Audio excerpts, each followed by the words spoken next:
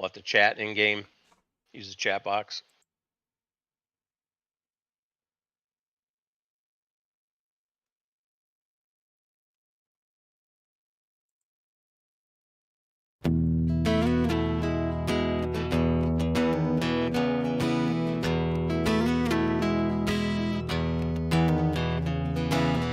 It's the echo in your brain. You know you can't sustain the misconceptions in your mind.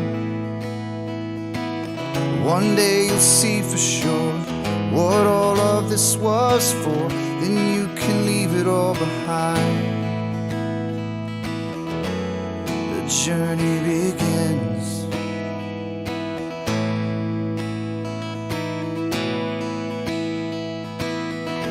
I am the one, yeah, that will show the proof. I am the one, yeah, that is searching for the truth. I am the whispers of the logic in your mind.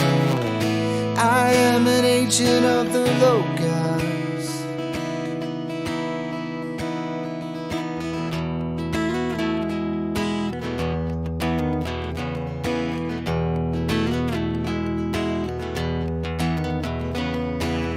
In the beginning was found this thing that cannot speak. It's how we all truly learn. It's only ever attained when one lets go of fear. So don't let wisdom pass you by. The journey begins.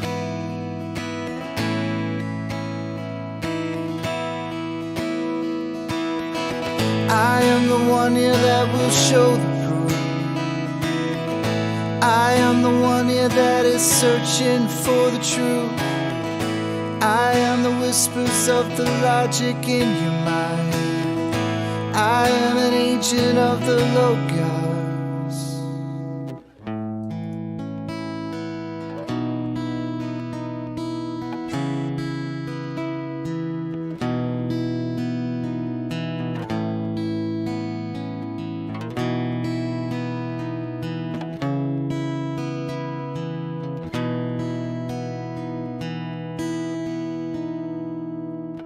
It was there all along. How could I never have seen this thing that's danced all around? It wasn't until I left behind the things I believed that I could see things so clear. The journey begins.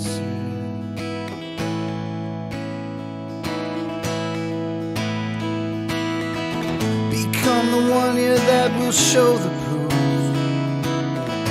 Become the one here that is searching for the truth. Become the whispers of the logic in their mind. Become an agent of the logos. Become an agent of the logos. We are the agents of the logos. And we are live. Welcome everybody. It is Tuesday. It's after Christmas now.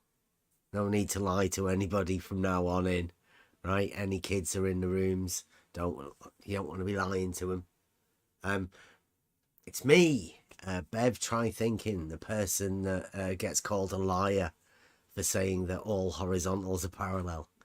The guy that has the mathematical proof that level is horizontal, yet gets called a pathological liar by people like McToon.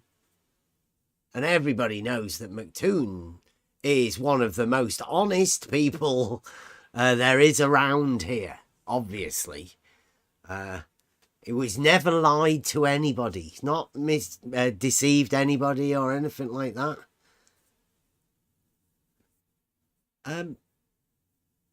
I've got... I'm just noticing in the chat there's red names. Why has everybody gone red? Has YouTube had an update or something? Or I don't know what that's about. Yeah, McToon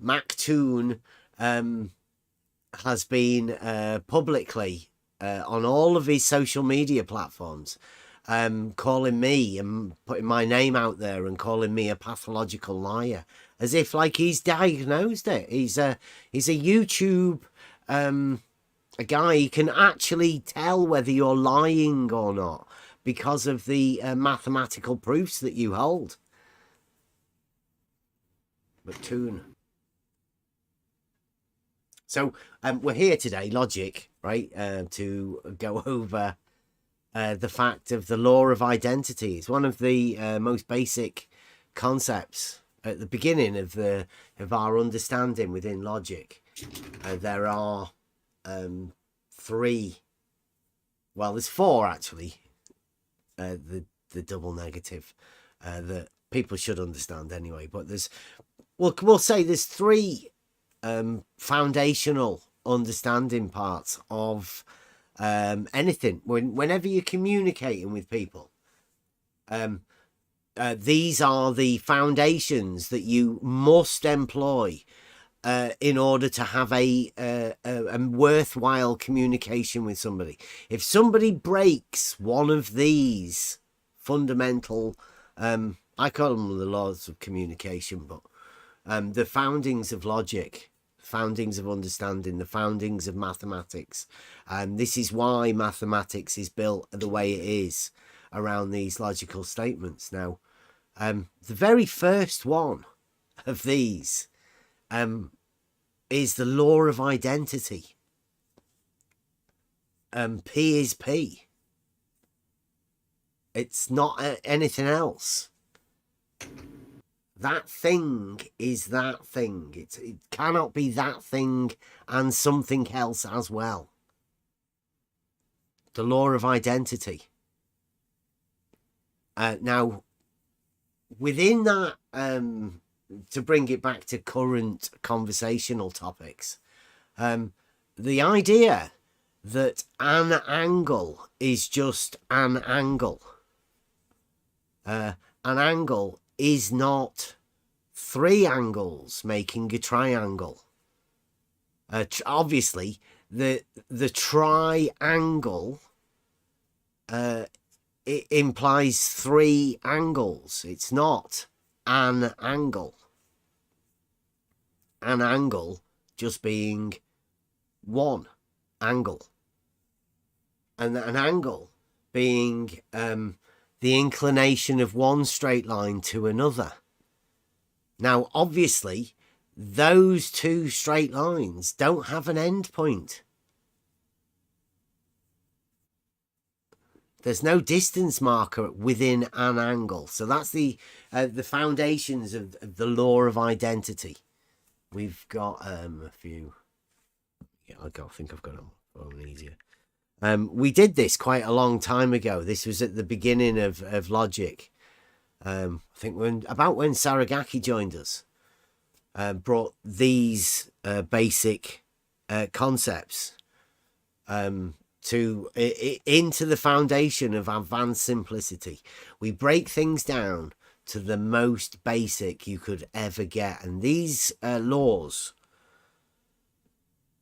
they are the foundations that you have to start off with within your understanding of everything that you talk about. The law of identity, obviously very important. Now, if you're trying to talk to somebody and they keep swapping within this law of identity, that is only done to confuse you.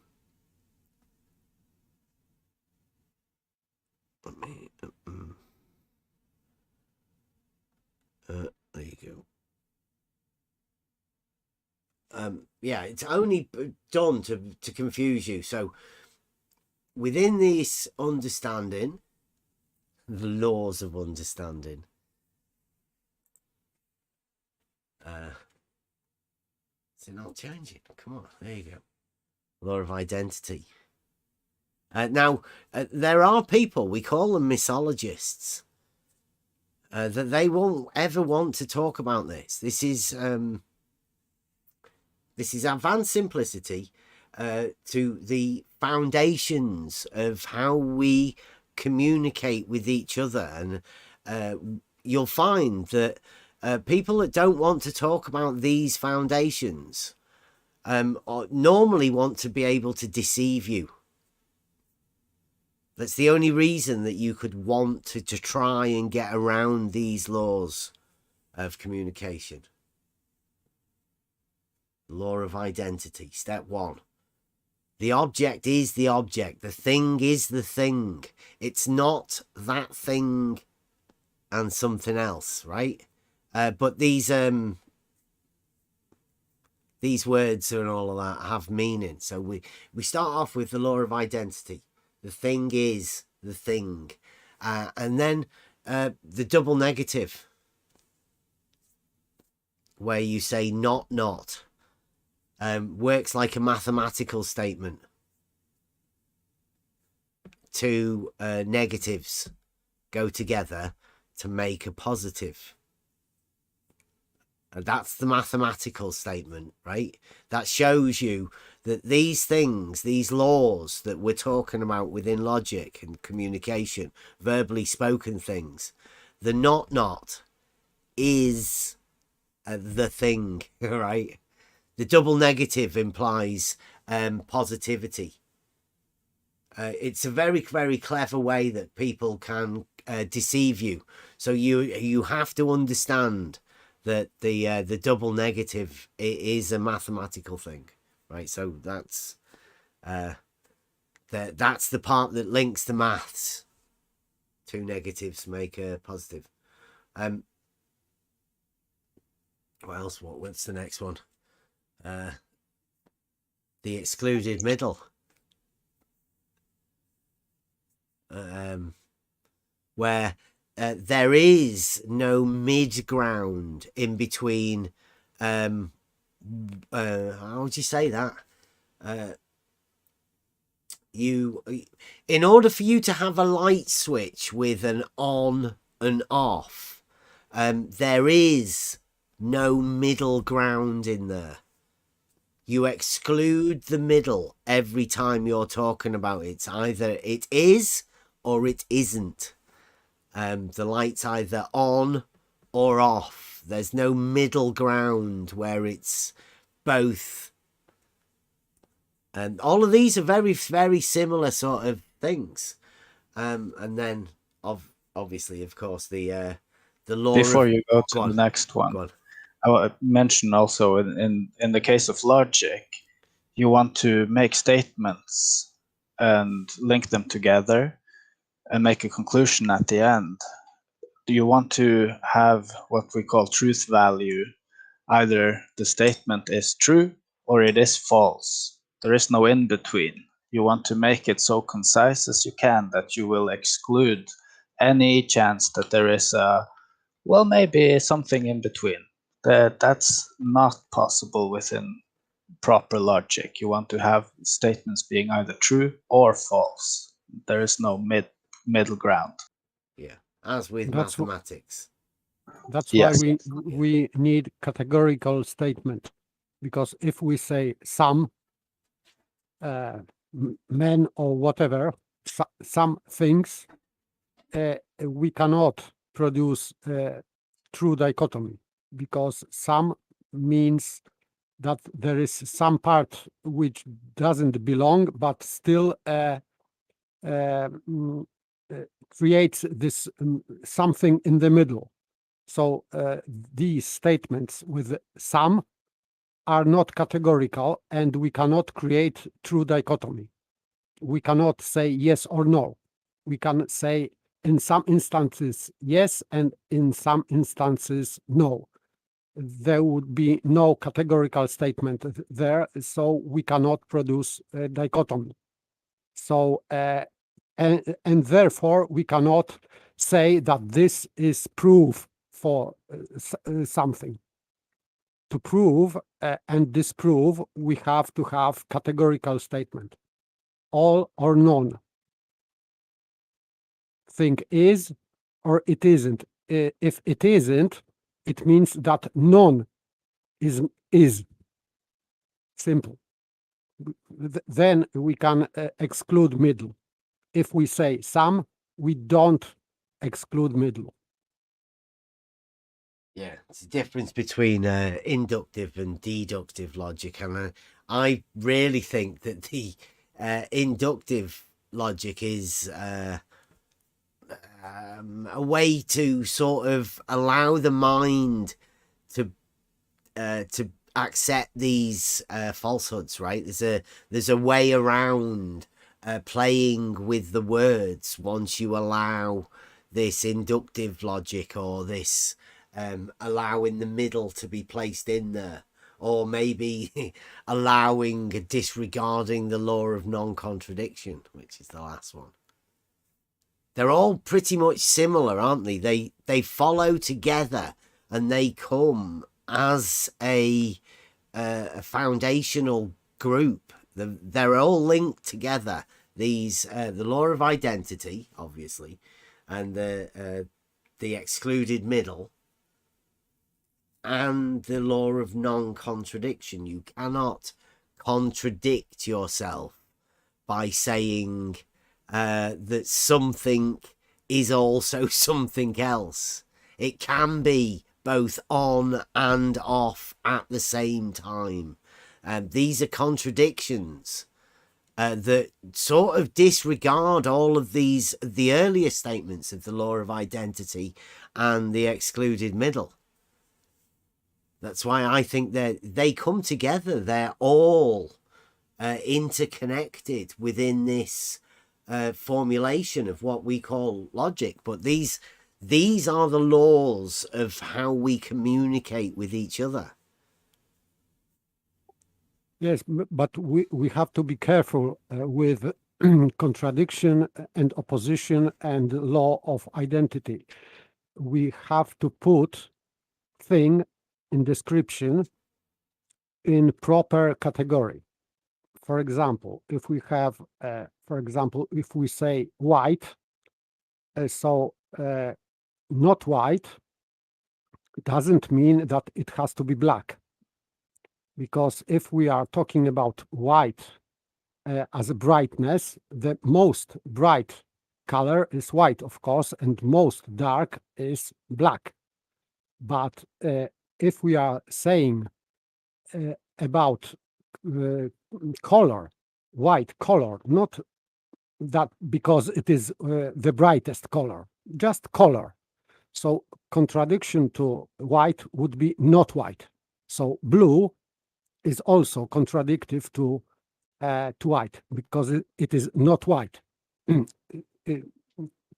People have to be very careful where, in which category they put description or predication, because sometimes you can create false dichotomy, or you can create dichotomy when you think that you are not making dichotomy. So that's why predications are very, very important.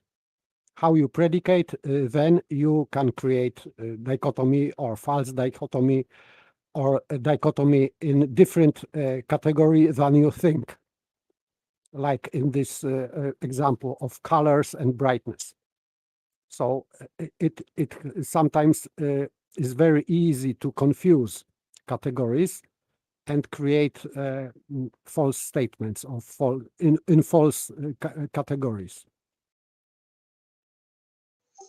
So with the law of law of the excluded middle, P or not P, you could interchange the P with the color white and say white or not white, which not white would be any other color but white. Yes. Mm-hmm. But this P, it has to be brightness, because color, because if we are talking about brightness, we are thinking about brightness, the most bright color. So the opposition of that would be black only. But we are talking about different category. We are not talking about color. We are talking about brightness or hue. if you prefer. So, but color and hue, there are different categories, and sometimes people mistake them. They confuse categories, and some people can say genuinely, genuinely that, of course, opposition of or contradiction to white is black only. No, opposition to white is not white. So yellow, it is opposition to white also, if we are talking about colors. And if we are not talking about colors, but only hue, then the opposition to white will be only black.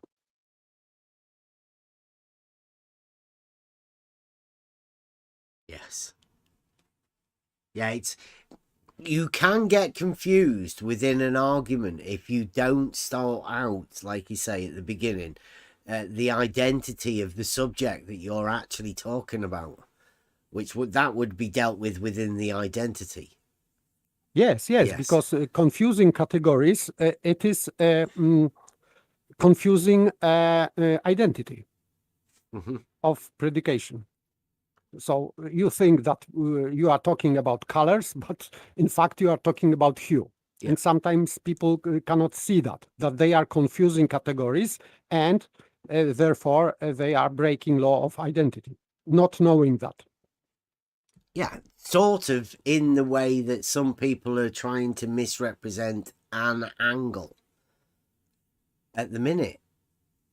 And never allowing the conversation about the identity of the things that we're actually talking about, and just misrepresenting, confusing, and not allowing that original identity of the thing to be talked about. They're all very clever ways that people use these tactics to avoid the conversation about these simple foundations, the basics of how communication should occur.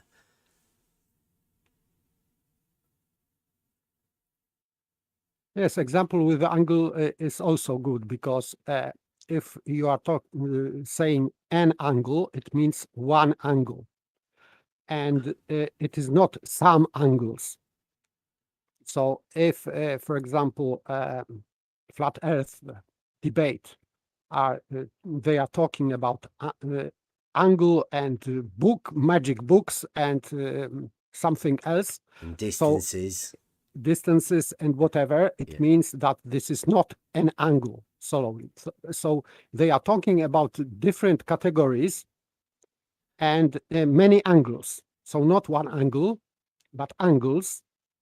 So some angles, not one angle.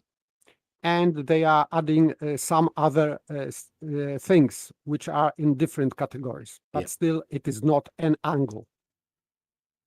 And then they misrepresent the statement so that they can get around the fact that they're not actually addressing the identity of an angle. They're very clever at doing this, and it's going to get worse for people that are forced to listen. We keep having people that join our Discord server and then leave again. I don't blame you guys. You're gonna get into trouble if you hear something in this particular Discord server or on this YouTube channel that you may have questions for certain people about. You're not going to be able to ask them. It's been laid out now. The rhetoric that will be employed in order to not address the issue of these basic advanced simplicity, the beginnings of our communication, always should be the law of identity. Step one: what is the subject that we are talking about? And make sure that subject that you're talking about, you both can come to terms about it. You both fully understand where each other is coming from and you both are talking about the same thing. If you're not allowed to have that discussion at the very basics of what you're talking about, then is it worth having the discussion? Are you going to be able to have an honest and genuine conversation with the person that you're attempting to communicate with? We found that there are a lot of people within this arena that it's definitely not worth talking to. They will misrepresent. They won't let you address the identity of the topic that you're talking about. They just misrepresent you in every way. And they will definitely contradict themselves. That's one of the big things within this, these basics of the law of identity, the excluded middle, adding a sum into the middle of a logical statement, as I've seen some blue marble logicians attempting to do. A lot of people have. And obviously the contradiction. The contradiction, the best one for people to understand is the straight line being a circle. Now, we always make that statement. A straight line is not a circle.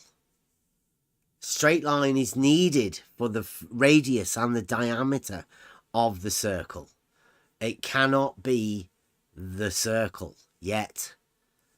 At the heart of all of this, there is a group of people that want to employ the contradiction of a straight line being a circle. And they'll even go as far as to call people pathological liars for saying that straight lines are straight. They're never anything other than straight.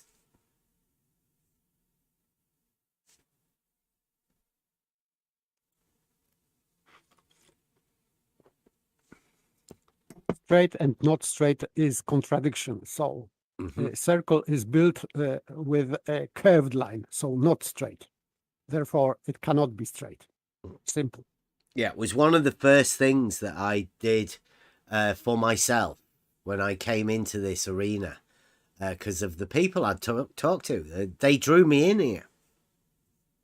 They started off by saying non-Euclidean geometry, as if, well, at first I thought, well, that's what they're saying. They're all saying it.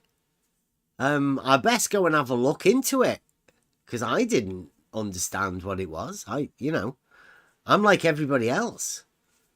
What does it mean? Let's go and have a look at it. I might have a slightly different inquisitive mind. One that asks questions of myself, really. I was the one that needed to sort this out. What were these people talking about? I've been trying to have these conversations. Obviously, within this Discord server, you can have certain conversations, and we have had them with certain people. But not everybody in this Discord server has had all of the conversations that everybody else has had. There are vast pieces missing of our understanding that other people have gained as they've been here that I wasn't part of. Everybody is on their own individual journey of learning. Now, the way we learn is through communication. That's the way I learn anyway. I learn through communicating with the people in here. And we go on a journey together where we end up learning more. I know I do.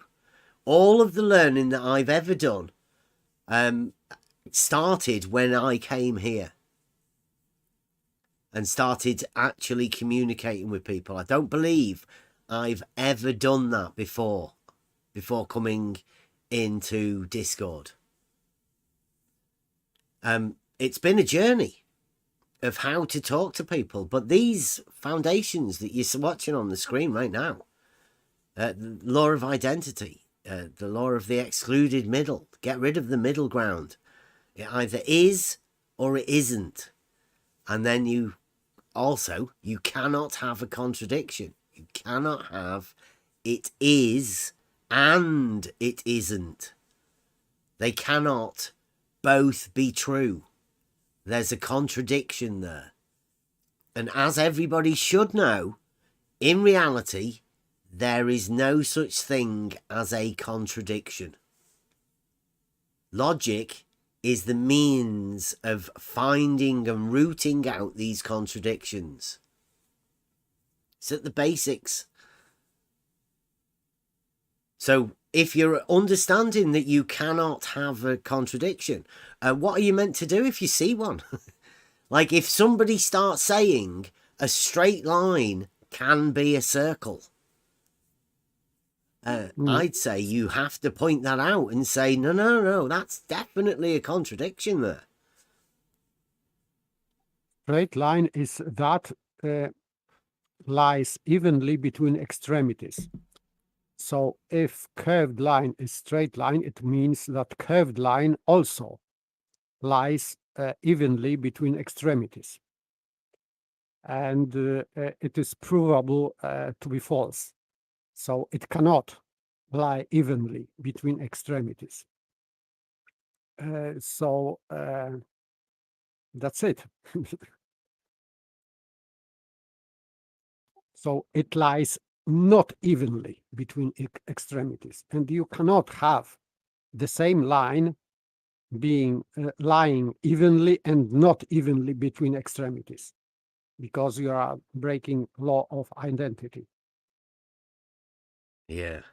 Well, what we've learned is that at the very heart of this logical system that we have, this basic law of non-contradiction, like the flat earth debate crew and their misunderstanding of the identity of an angle, there are other people that have to employ this contradiction. They have to, they're forced. Their model dictates to them that a straight line has to be a circle.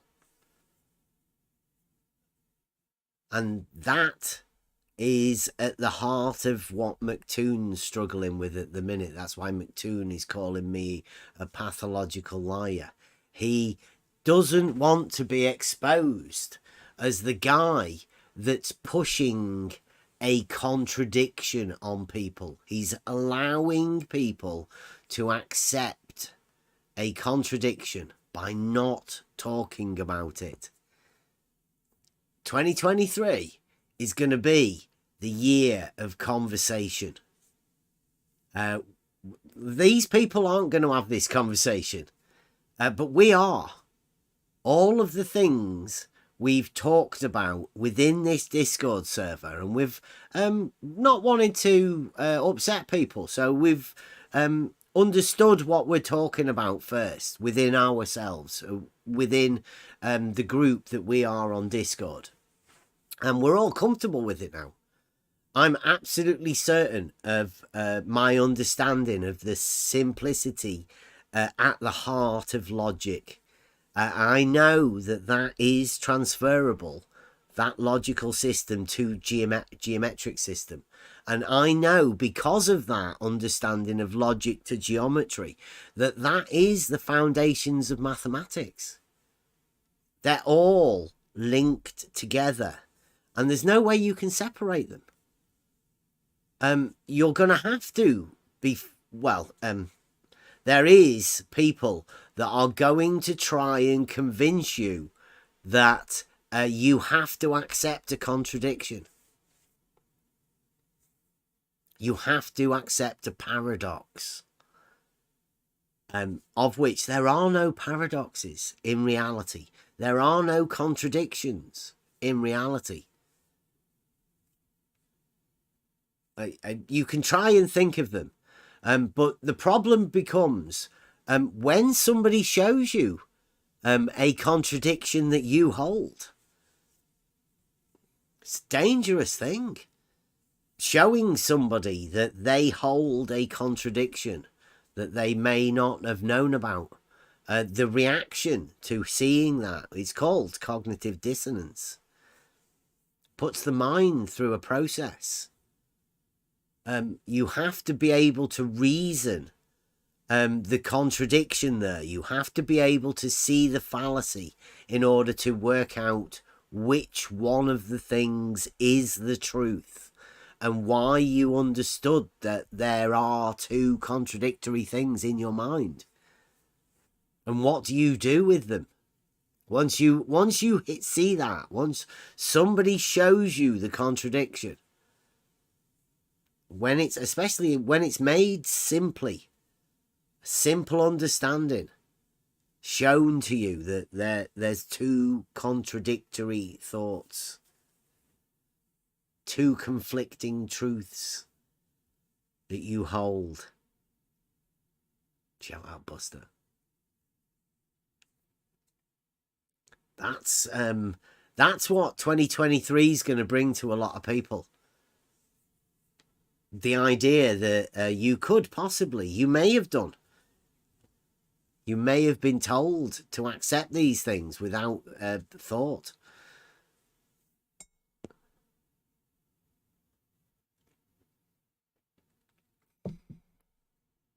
By the way, saying two contradictory truths, it's horrible to listen, because one of them has to be not true.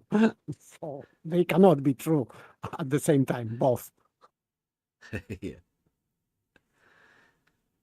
Two conflicting truths, I think, were the words. Still impossible. Yeah. Yeah, but it brings to mind that this idea of the paralogism, right? It's a faulty conclusion that you've come to, and you've placed it into that truth box. One of them, obviously, if you can't have a contradictory thing, there's no contradictory things in reality. So one of them must be a fallacious thought, right? That you've mistakenly placed in the wrong box. Enter the paralogism. The thing that you thought to be true, but only shown its falsehood when you are shown the contradictory to that thing. It's like it's something within the mind that the mind has to deal with. It's a personal thing. You're never gonna, nobody else is ever gonna sort these problems. If you're the one holding these contradictory things, then you're the one that's gonna have to deal with it. And logic is the thing that sorts this out. There is a proof within a logical thought system. The reasoning powers that you use within logic are the things that will help you root out these fallacious thoughts or fallacious things that maybe somebody's just made you accept. Like the idea that the angle may be something other than an angle, but never actually stating what it is. Saying you can talk about it. Saying that you can save lives with it. Saying that you can enhance your performance with it. It means nothing.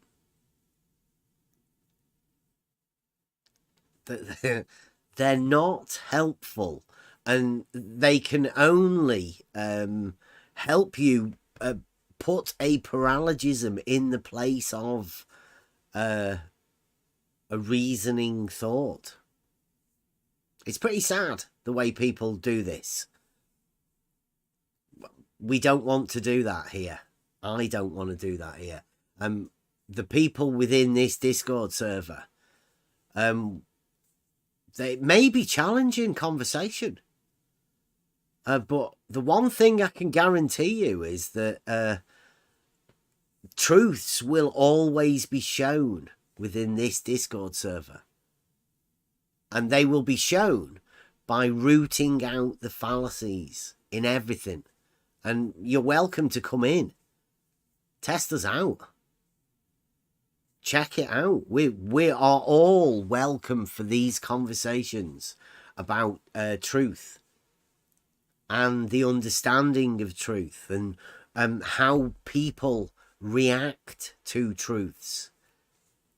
It never gets old because everybody's an individual. Everybody has a different process about this thing, and everybody has something to teach along this journey that we're all on. So I would encourage conversation, and I would say as well, rather than listening to people diagnosing pathological liars or whatever like that, come and judge for yourself. You be the judge of whether somebody's lying or not. I definitely wouldn't take the understanding of somebody else telling me about somebody else, whether they are truthful or liars or whatever. I can do that myself. People in this Discord server will find out very, very quickly about somebody's truthfulness. And they've accepted me. I don't dictate anything to anyone in this Discord server. They'll tell you that. Everybody is an individual here, and everybody is as they are. Nothing's accepted of anything, or nothing's wanted from anybody in here except honesty in the conversation that we have. If you think you can handle that, come on in. Let's have a conversation about it. There's going to be some absolutely fascinating topics of conversation coming in this next year. Delving into the roots of logic, and obviously within geometry, the root of why these people, I call it a philosophy, but there is a definite reason in going behind everything that's gone on. The blue marble scientific method and how that has been derived is a fascinating story, and it's been told to us by the people that are here, the people that we've talked to. They've let us know how they ended up like this, with no logic. A group of misologists hating on truth and proof.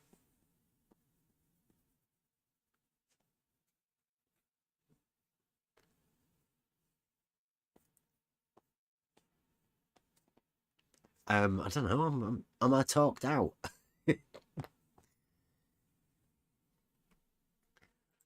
I will go on to that.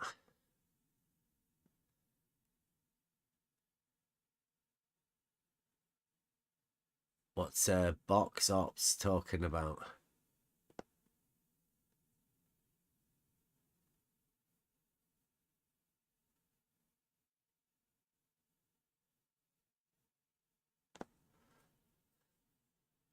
Thank you.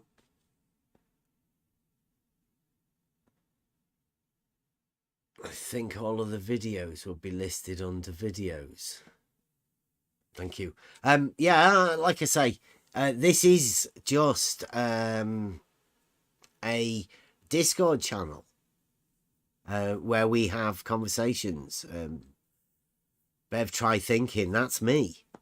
I have a real person here that had to record all of the strange occurrences that was happening around me after I stated that, for one, I'm not a flat earther, and two, level is definitely horizontal. Horizon doesn't rise to eye level because horizontals are all parallel. There's very, very basic concepts that led us here at the beginning. And none of the issues have ever been addressed. I found that there has been people wanting to avoid the conversation, to go around to find out the proofs of these simple statements. In reality, I had some of the best times.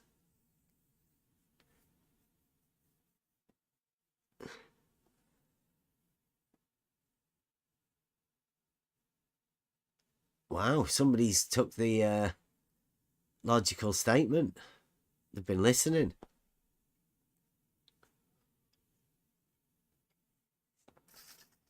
Do you want to see the actual original one? Or, I mean, it's good to see that people are talking about these things. Which one is it? He's put, if Earth was a sphere, then the surface of water at rest must curve.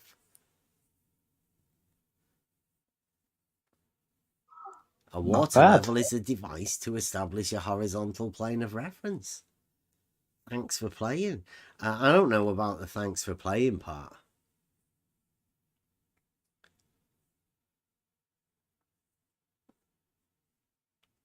It doesn't come with a nice picture like I did. The water level test came first. The logical statement followed. You have to have an understanding of what you're talking about in order to fully understand the syllogism that you're dealing with.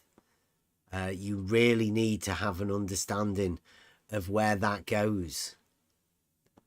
Just the logical statement isn't much proof within itself. Only when you can truly understand the level being horizontal and the water level, and have the understanding of how a water level can be proved to be a tool to establish a horizontal plane, then the logical statement can be used to its true strength. It's joined today. Nice.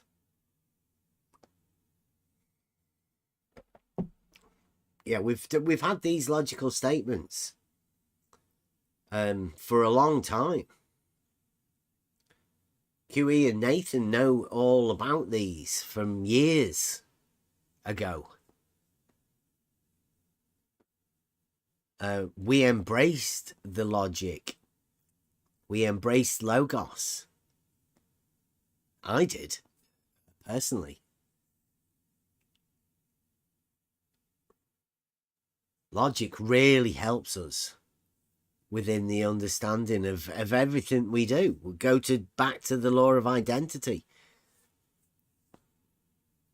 and the excluded middle. That was one of the things with the water level, right? A water level is a tool for establishing a horizontal plane, but they say in the middle. Isn't that weird? The blue marble scientists say only in the middle, and where there is nothing.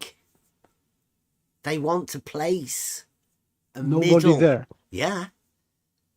That's in their mind. That's the only way they can get around this. This group of people employ including the middle when it's not there. It's shown within the concepts of their mind trickery. They've done it to themselves. They've been taught to do this to themselves. They're not allowed to use logical reasoning. And they actually place the middle in there. Add to infinity as well. The middle of the other bits, and then the middle of that bits, and the middles of the middles, and to absurdum, really. And these are the people that we've been talking with. And you can watch them. You can literally watch their minds work, including the middle, and contradicting themselves. They can't even see that they're contradicting themselves now.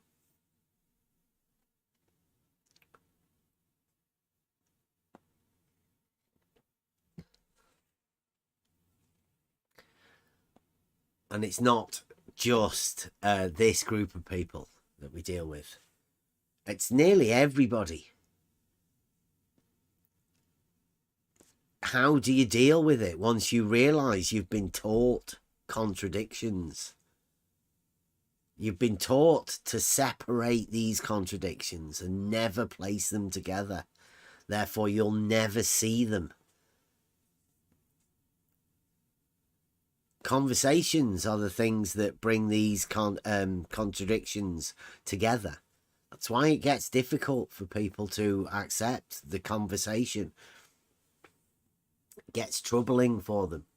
They don't want to have the discussion about the identity. They don't want to have the discussion about including the middle. They don't want to have the discussion about any contradictions that you might have seen within the formwork of their particular argumentation. If all you have is arguments, then you can't put them together with a practical test. The argumentation is the logical structure, but that needs to be governed in reality by the thing that you are talking about. It's not just a concept. There's an actual identity of a subject, and that subject must be real. You cannot predicate upon something that doesn't exist. So for you to have an argument in the first place, there must be a subject for you to be talking about, something that's real. And that, for some people, is a very, very hard topic to get down to start off with. The identity of the thing that you are talking about.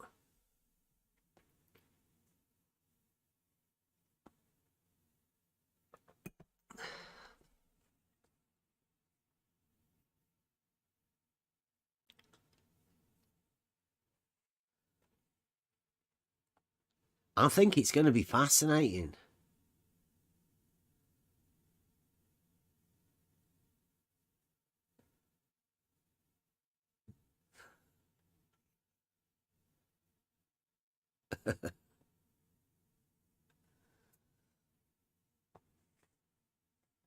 Somebody's attempting geometric logic. It's very good.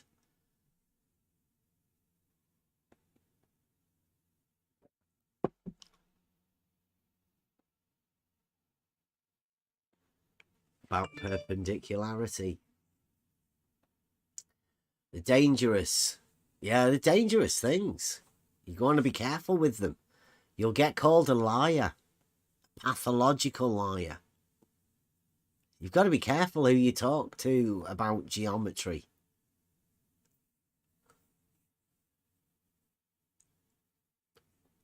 I wouldn't want people to enter into this sort of arena without knowing how vile and horrible this particular group of people that are opposed to horizontality.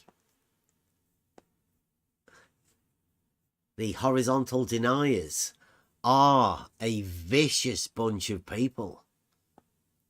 And any talk about horizontal will be viciously attacked.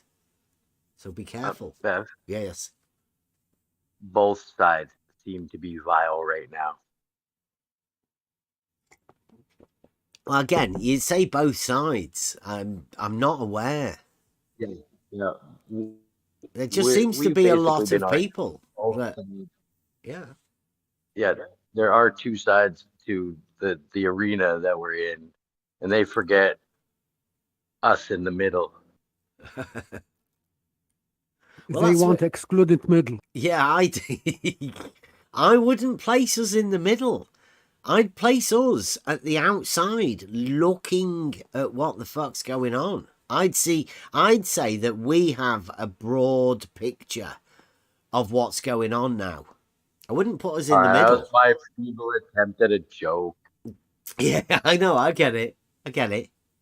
But like I would say to everybody looking in, right? We're not in the middle of anything. I've got my eyes open to everybody in this arena. I can see what's going on, and we have been able to see what's been going on for quite a while. I come at this with a firm understanding of where I'm coming from. And I've always said that the best way to look at anything is to take one step back and look at the bigger picture. And if you still can't see it, take another step back. Eventually, you'll be able to see everything that's going on. And also, communicate with people. If you see something, discuss it with somebody. Just check whether you've got the right thing, whether you've understood it correctly.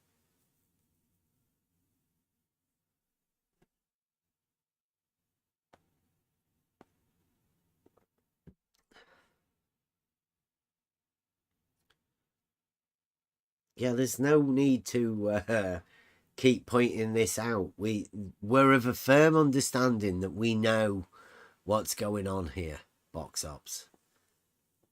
We definitely know that there are geometric proofs within reality, and it's good that you're showing this, but I do hope you're aware that there are people that will publicly call you names and publicly through all social media things just for saying that. So everybody knows the truth, but you have to be careful how you deal with the truth within this arena. These people that we're talking to, these horizontal deniers, they will act viciously to anybody stating these geometric facts. Yeah, they hate the truth. Mm-hmm. And because there's no truth in them. Well, I want to have these conversations, right? I encourage these conversations. But I have to make everyone aware that there is a really small group of people, but dedicated in their hatred of reality and this geometric understanding. They want to inject their model into the mathematical and logical understanding that people have within reality. So dedicated they are to their model that they'll publicly do this and publicly try and shame people for knowing these geometric facts. I'm not really interested in people's models and how vicious they can be. But I have to warn everybody that it does come here to listen to all of this. This group of people are vicious. And they are dedicated to their model. You may also be dedicated to the model. You may not be keen about the model. You may not even understand anything about a model.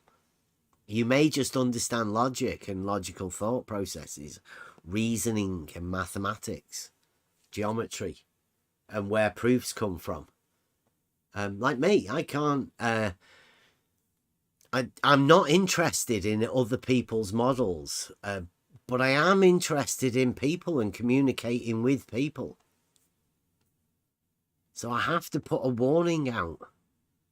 Some of the things you hear within this arena, they're not safe to be talked to when you're talking to a blue marble scientist.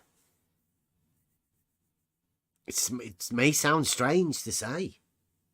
You might not even understand what it is we're talking about, but trust me, these people are vicious and horrible. And they really, really dislike logic. And they really, really dislike the fact that you, the listener, might be employing some logical reasoning around this for yourself. They'll deem that my problem, me, Bev, because I'm the one that's telling people to start formulating logic for yourself, to start have a reasoning process that you yourself can deal with. Because they don't want it. They want to be able to intimidate you, so you don't ask questions of whatever it is. It's normally a paralogism that they've built up themselves, that they don't want to question for themselves, so therefore they can't allow you to put the question into their heads. They don't want to know about the question. They don't want to have to ask themselves the questions.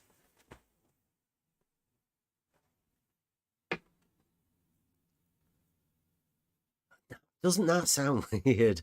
I feel bad having to say that, but I mean, that's the truth. There are people, I'm amazed that there are still people around that with the horribleness that these people come at us with. I've been mainly dealing with these guys on Twitter today. McToon and the Farmers Boys. And, you know, that group of people. I bet everybody didn't really think how much the Farmers Boy was involved in all of this. He's all over the place. He's everywhere. For me, he's really took a dislike to the idea that triangles have 180 degrees. They're made up of 2, 3 straight sides, but an angle is just 2 of those straight lines with no end point, just a line, a straight line. And they have to be able to employ the contradictory thought that a triangle can have both straight sides and curved sides. And they have to allow the thought that those 2 things can both be true at any time. And it's pretty sad.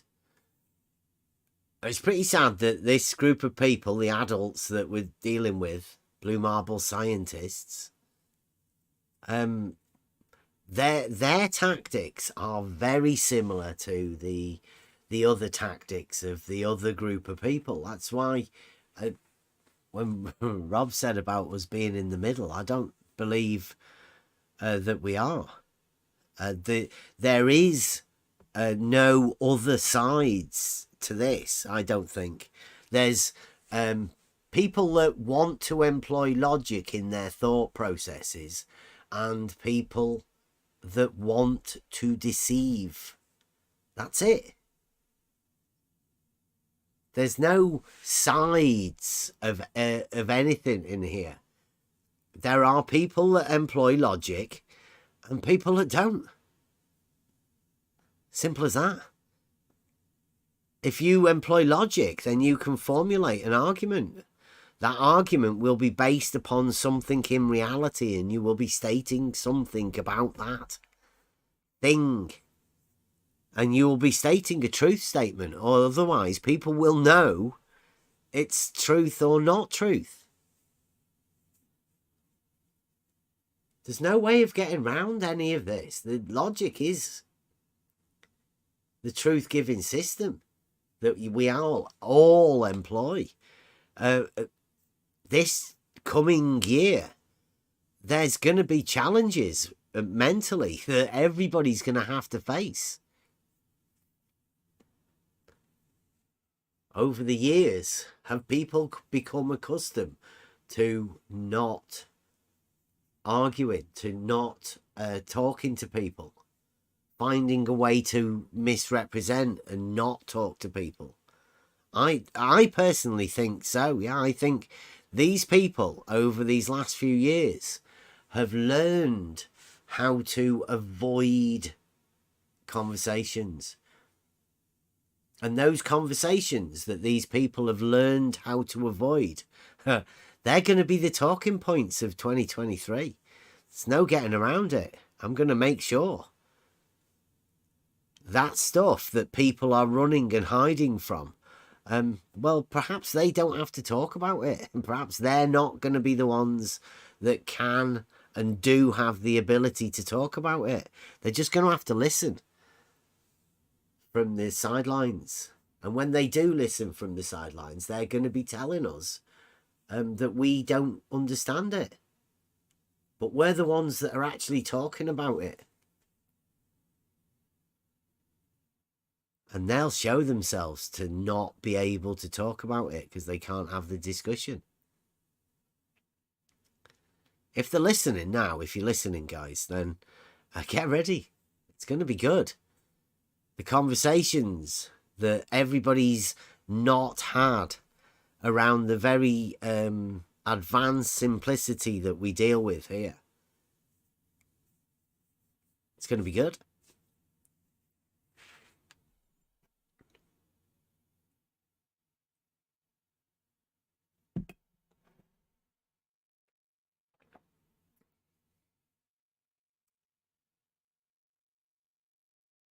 Has anybody got any other words? I don't want to go on for a ramble, but I've done like an hour.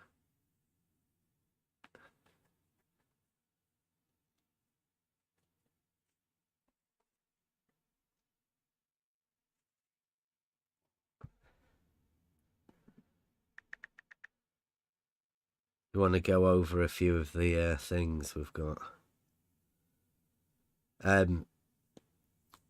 One of the things that we've got here is I'm queuing it up for next year. Obviously coming soon.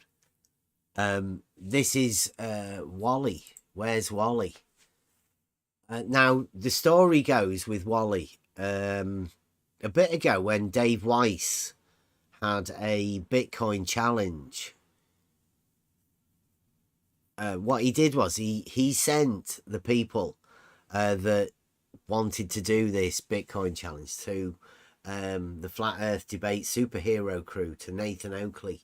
It's like they had a contract. So whenever people got sent to Nathan Oakley from Dave Weiss, then Nathan was meant to deal with the actual thing. Well, Where's Wally decided he was going to do a stolen concept. Somebody had convinced him that a stolen concept was actually a proof.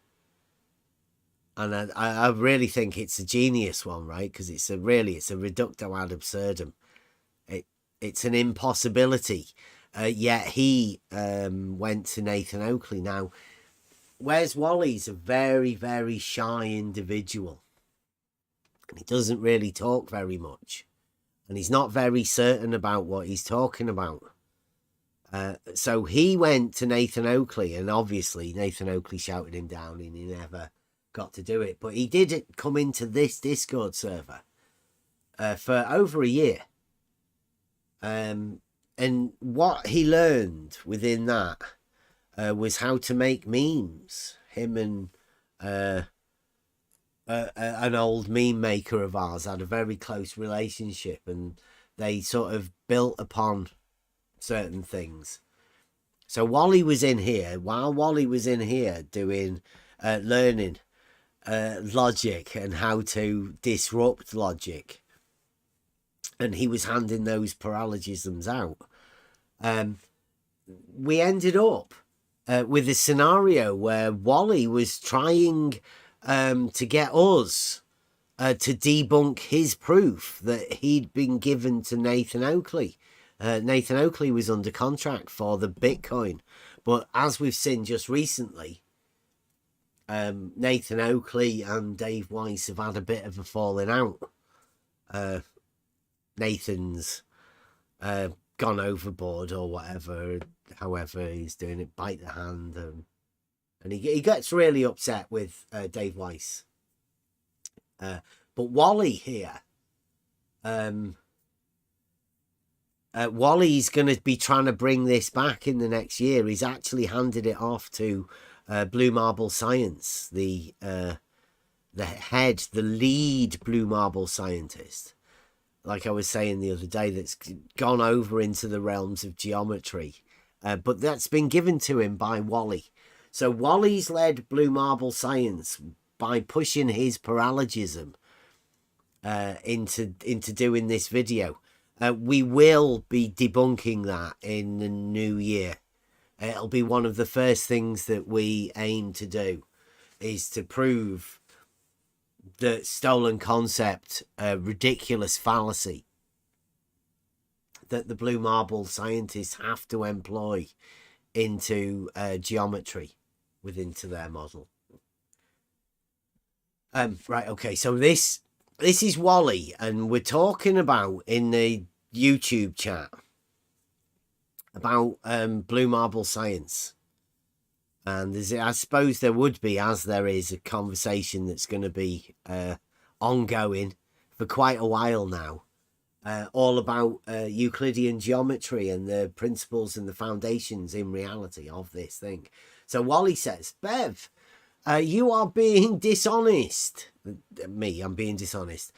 Blue Marble Science only said pi changes in non-Euclidean, and that's the wrong spelling of it.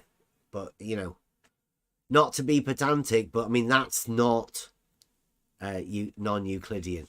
He's shouting it, and because he's shouting it, he's getting it wrong. So, geometry. He agreed with you in this very video that pi is constant in planar geometry. But I guess you have a twist of truth to get the interest of others. Enjoy your day. And the quote mine. Blue Marble said that in reality, pi varies, it changes. That's Blue Marble. He said that. We went over it in the video last night. Wally's trying to convince himself that Blue Marble didn't actually say it when he did. Blue Marble said that in reality, pi changes. Pi doesn't change ever. It's a constant. Everybody knows that. But again. What do they mean when they say reality? Because geometry is not physical reality, but way of thinking. And in that way of thinking, like in Euclidean geometry, pi doesn't change. Mm-hmm. So it is not about reality, because this non-Euclidean geometry is not reality. Mm-hmm. So we have only two ways of speculative thinking here, and one is Euclidean and the other is non-Euclidean. So and this non-Euclidean is just contradictory. So it is not about reality, it is about contradiction, or impossibility rather. Yeah. Yeah, well, like, I would be completely with you, because obviously we've had these conversations. We understand the idea and the concepts that go behind the formulation of logic, mathematics, and geometry. Like, we've had these conversations, but there are a group of people out there that just haven't ever got into those conversations because they think it's a philosophical thing. They think mathematics is beyond their realm. And they miss their chance. They're not mathematicians, when really employing logic is there for everyone, and everyone is that mathematician. You have to be. You will be fooled if you are not.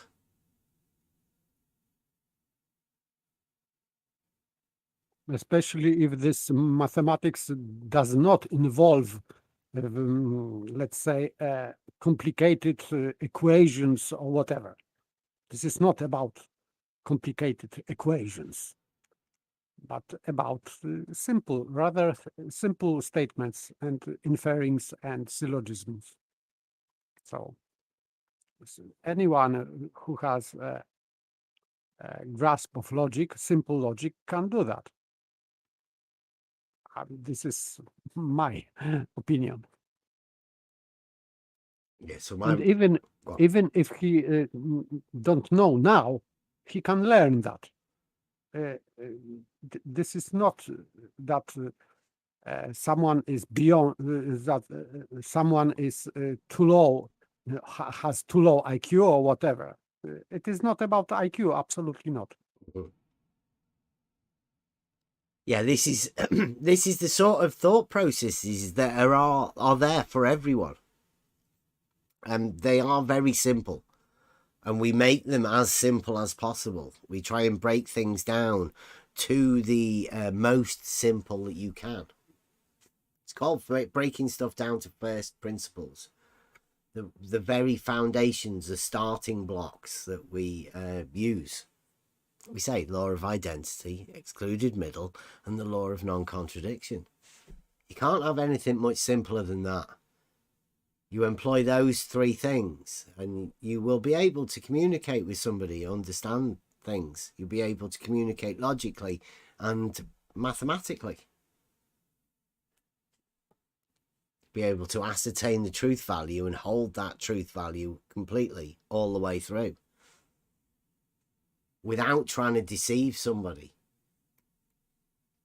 So I say to Wally, he mistakenly said pi changes in reality. It doesn't. It's quite clearly a constant. I'm glad we can start having the conversations the blue marble scientists have been trying to avoid all of this time. Now, I do mean that. Wally is bringing these conversations that haven't been allowed to occur. Even the fact, like I'm going to point out in this next bit, Wally says, oh, I would love to get into this line from A to B. This is when I asked him about a horizontal line. Can you orientate AB, a line, AB, horizontally?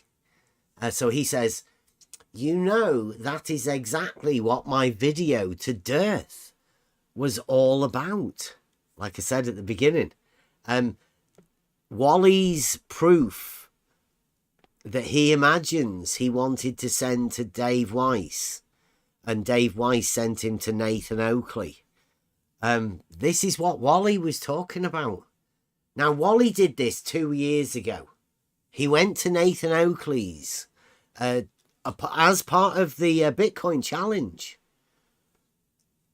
Does anybody know what it is?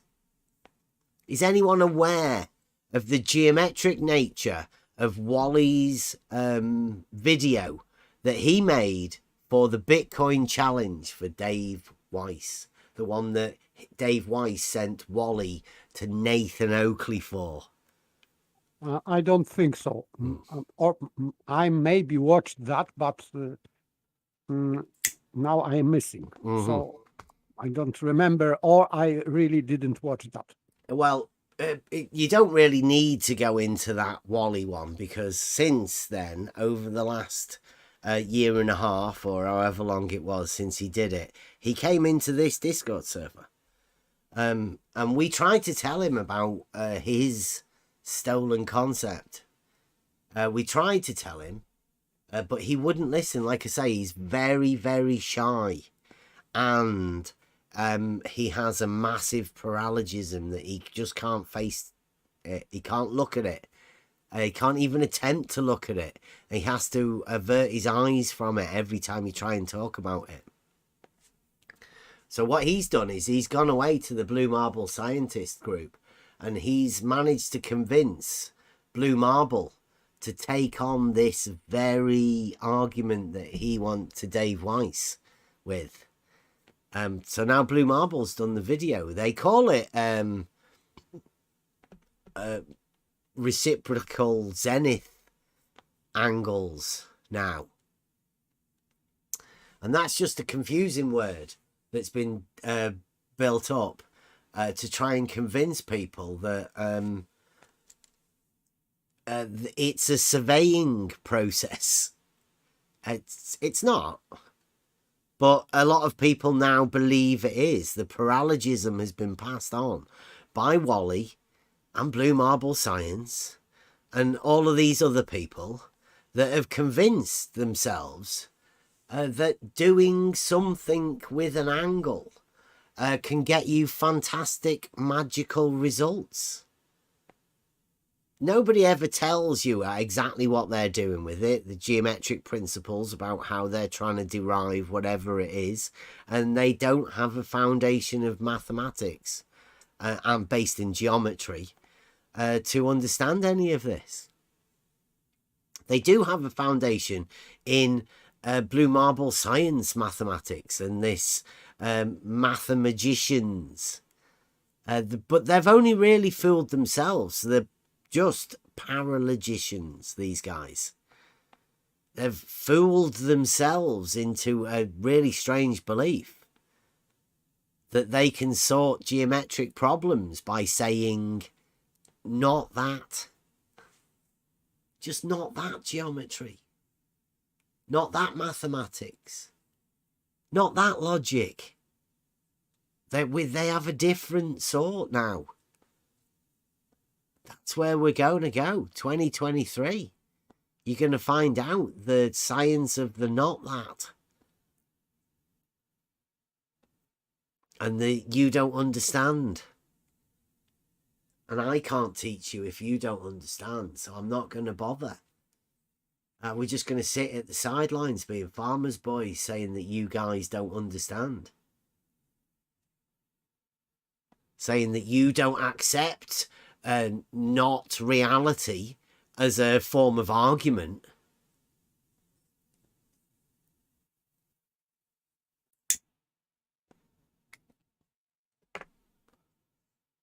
We will be finding out who's got the arguments. But again, their idea of getting around it will be saying, not that argument. That's not an argument.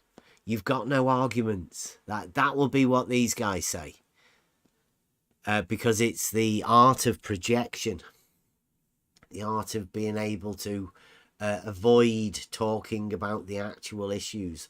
Avoid the identity of the subject. Avoid talking about anything based around it. It's going to be employed by a lot of people to throw a lot of confusion around. And we know that because I've been experienced this confusion.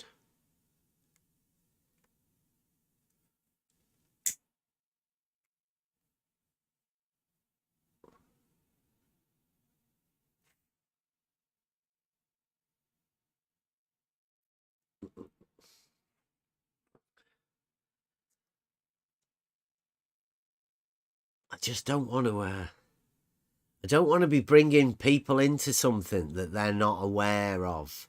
The people that are in this arena already. There are a horrible bunch of people. The ones that oppose this logical / geometric understanding. Vicious group of people. And you never quite know where you stand with any of them. So come into this knowing that this is an individual journey. Each one of the people that come into this and want to try and start this journey, you're going to have to be doing it for yourself.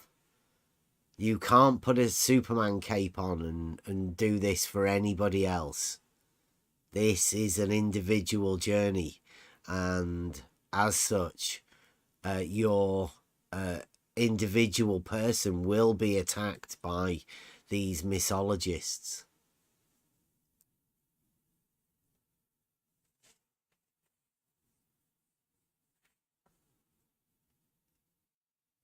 Yeah, there seems to be a lot of people around that think they can dictate what you do, where you go, what you should say, what you should question.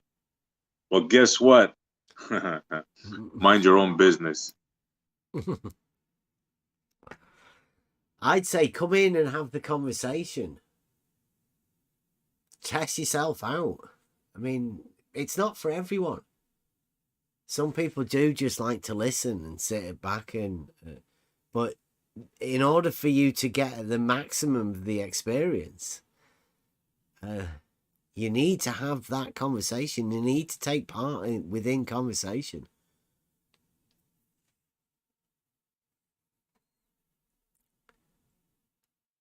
So Wally says in this, he says, this is going to be great. Each location is horizontally local. See, you are assuming there is one plane that is at A and B. Well, yeah, that's the ask. We asked the question. Could you orientate the line AB horizontally? That is the question. And Wally, he says he measured the angular difference, 2.49 degrees. And then I don't know what his little thing is about the rest of it there. But yeah, Wally says that there's an angular difference between A and B, a point A and point B, an angular difference. Yes, that's right. An angular difference. An angular difference between what? Well, you'll have to ask Wally that. It's just a straight line from A to B. Where you get an angle from on a straight line, you'll need to ask Wally. He's the one that knows all of this. Blue Marble as well, actually.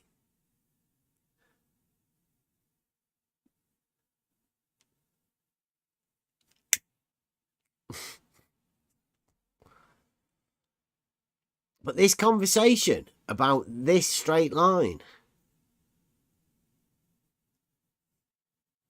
who wouldn't want to have this conversation? What is the conversation? What possibly could be Wally's argument? Equipotential angle of adjustment is where he's going to be going. It's the only place he can go. Blue Marble too.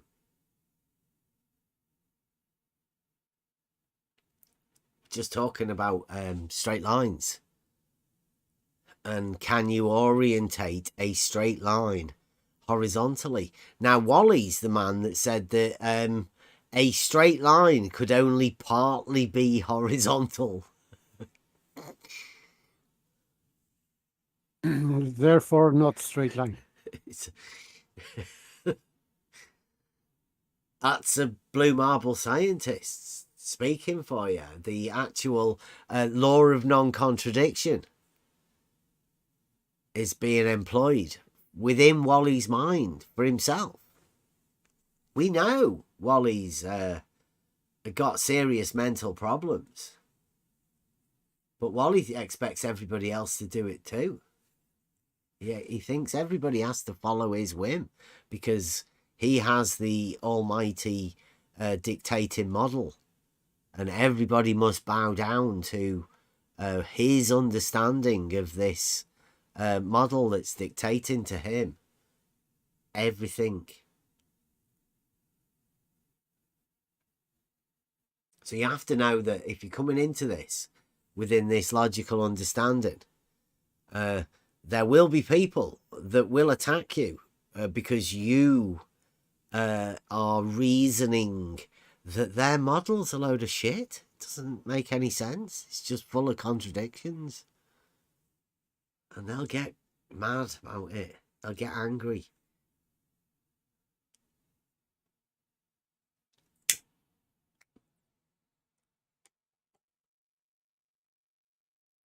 They'll get really upset. And the year 2023, it will be the year of them getting really upset.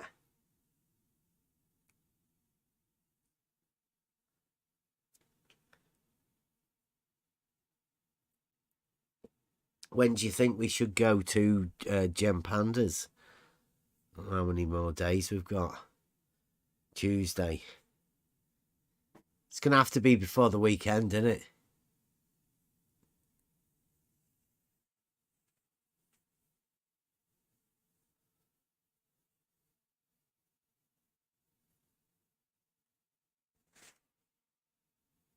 I'm keen to go over and see how the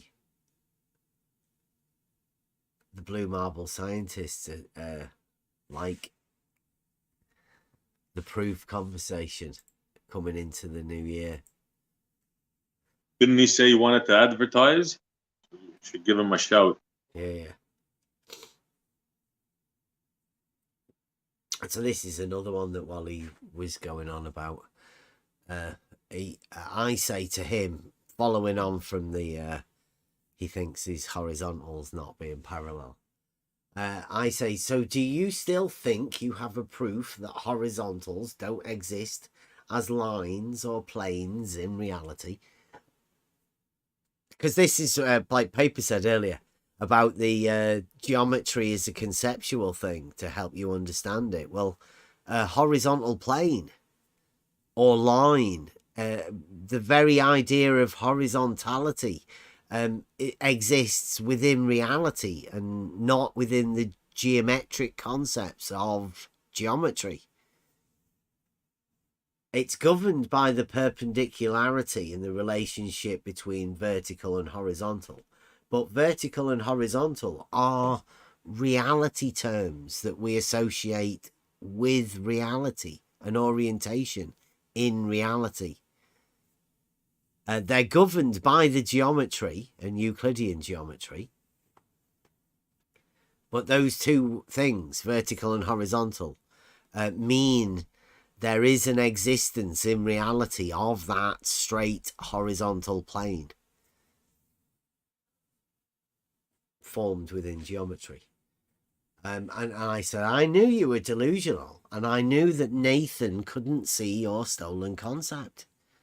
I'll get around to dealing with the great geometric parallelism in the new year. Tell Blue this is going to be eye-opening. Because it is. I'm going to get to show, thank you Blue Marble Science and your reciprocal zenith angles, we're going to be able to show exactly where all of this came from.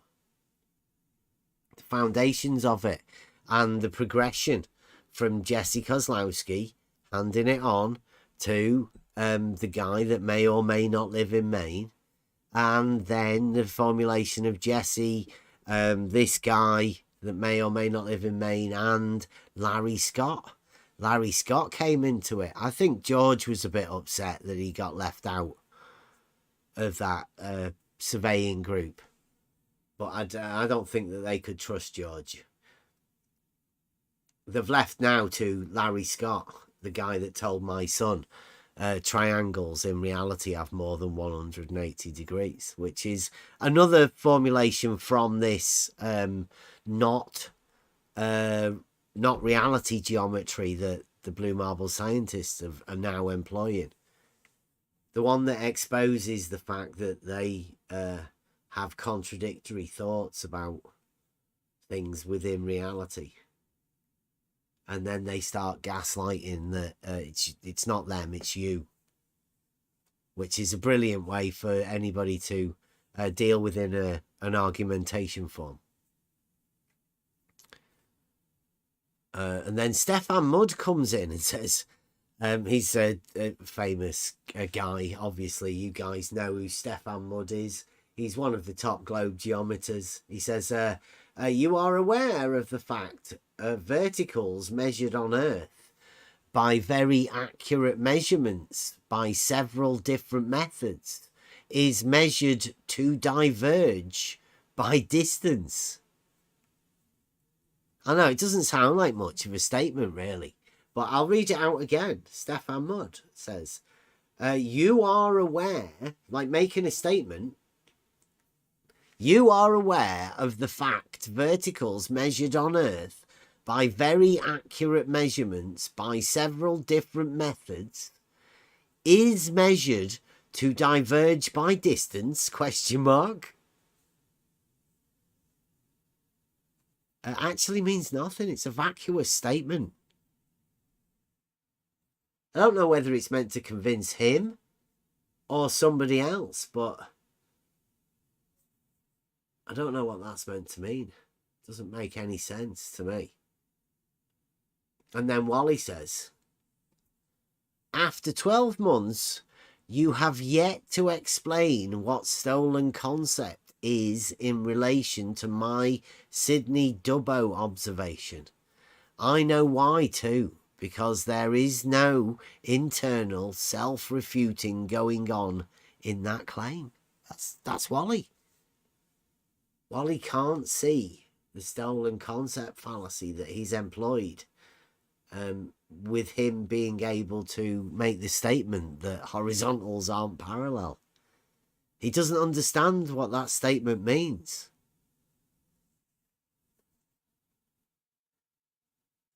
He can't understand by saying horizontals aren't parallel is a statement that horizontals aren't straight lines. Because obviously, if you have a straight line, then you can definitely have a parallel. And like everybody knows, horizontal is definitely a straight line or plane that exists in reality. It's a term everybody in reality knows and uses.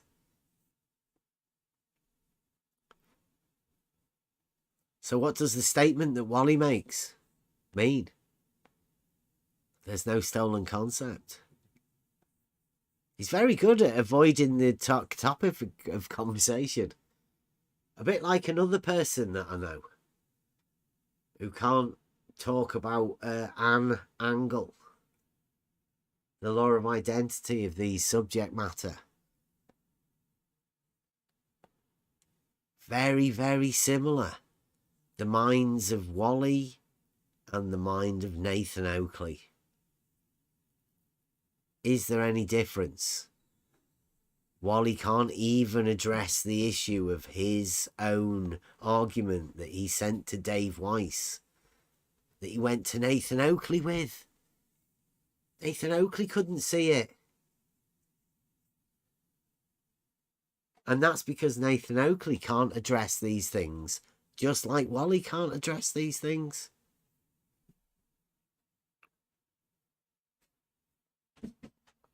And if you're listening, Nathan, you want to hear which things it is. It's the things that you cannot talk about. You know, an angle. Let's not talk about an angle being an angle. So you can imagine that you're talking about a triangle. Because I know you are talking about a triangle. We're not. The statement is about an angle.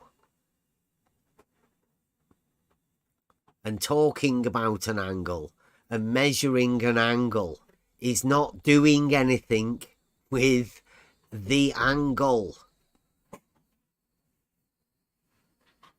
But it will never be talked about. Sorry, go on. By the way, if the angle is not measured yet, we are not talking about angle, because angle is some value in degrees.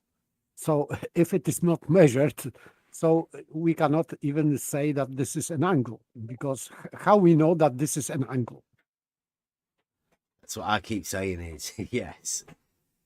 In the process of acquiring the angle is the measurement process.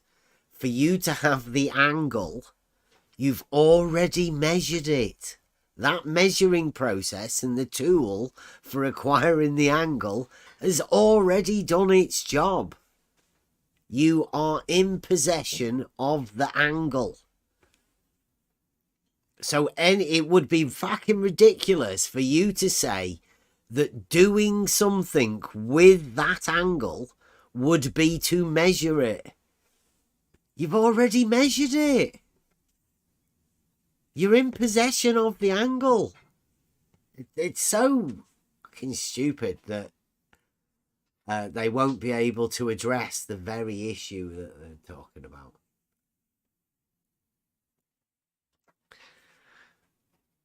Simple law of identity. An angle. That's one angle. No more. Not an angle and a book. Not an angle and a mathematical process and a formulation of something. It's just an angle.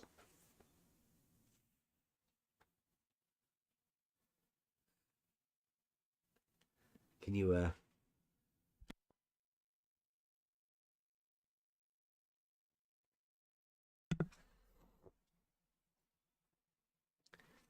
So Wally's going to encourage, Wally wants us to talk about the blue marble science, reciprocal zenith angle, fallacy. I don't know what to call it. It's a misunderstanding. It's a misdirection. But again, people who want to employ fantastic means through the use of an angle.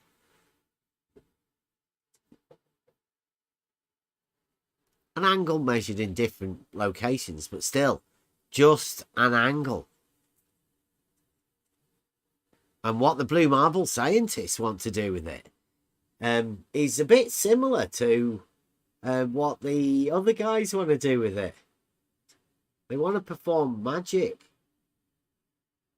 with it.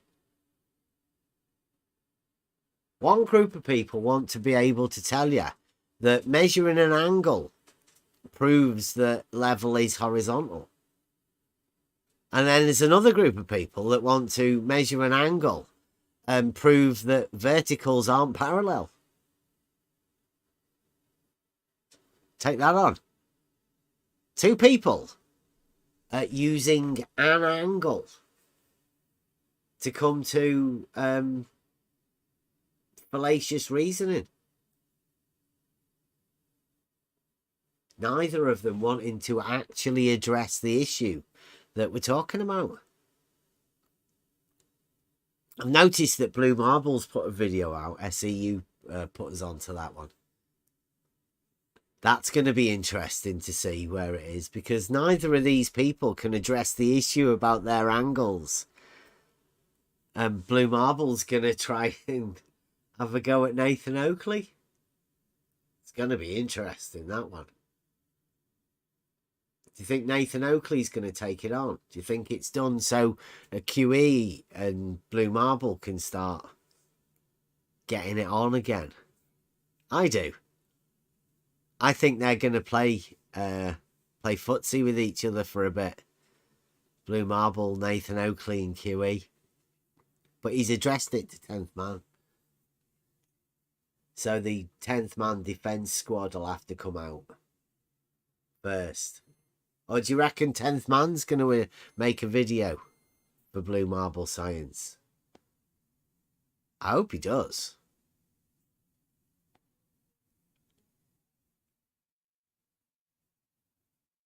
Well, I'd like to see somebody explain and defend, and yeah, that would be nice, actually. Yeah. Yeah, if there's one good thing to have come out of this, it is the fact that Blue Marble has come out of his from out of his science bunker in his garage or whatever, in order to be able to make a video about 10th man. Finally, Blue Marble is addressing the originator of the celestial navigation argument.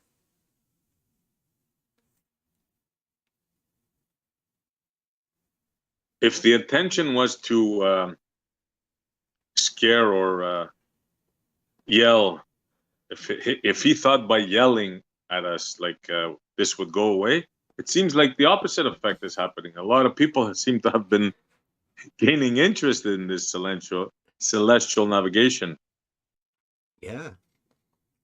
Yeah, Blue Marble thinks that Nathan Oakley's celestial navigation, 10th man's celestial navigation argument is fallacious. So you mean Nathan Oakley was white knighting for 10th man in this instance? Because this is 10th man thing, right? So it seems Nathan to be that Oakley Blue Marble's the one that's addressing 10th man. Yeah, so Blue Marble Science must imagine that it's 10th man's argument and not Nathan Oakley's. Yeah, because Nathan was the one white knighting for it. Yeah, I think Nathan said the other day, didn't he? He said that he doesn't make the arguments. He just voices them. He puts them together on his show. He doesn't make any of the arguments. He's just lucky enough to have people that take the arguments onto his show. Right. They give him the arguments. He has nothing, and he makes all the money from the show. Mm-hmm. That sounds like a good deal. Yeah. Well, he's obviously defending the arguments, right? Because it's in his interest. He makes money from these people who bring him the arguments. Fallacious arguments, like Blue Marble says. But yeah. Would that be like having employees for free? Wow. Well, it's been good business, it looks like. But it also puts Nathan on the defensive foot, right? He's defending his own interests within these other people's arguments. There's no wonder Nathan's doing the white knight job. But it's a pretty bad white knight because he made some errors there in his speech, or was an outright lie, because he said he used the sextant, and then when I pressed him a bit more on it, he said he watched his sister do it. Wow, that's pretty deceptive.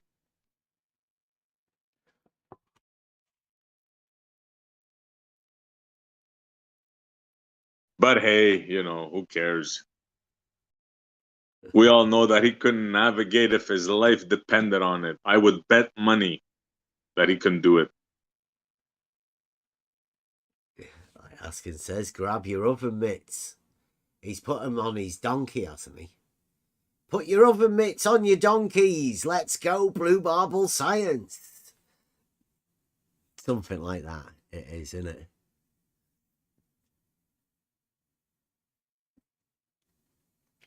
Gladys, where have you put the oven mitts?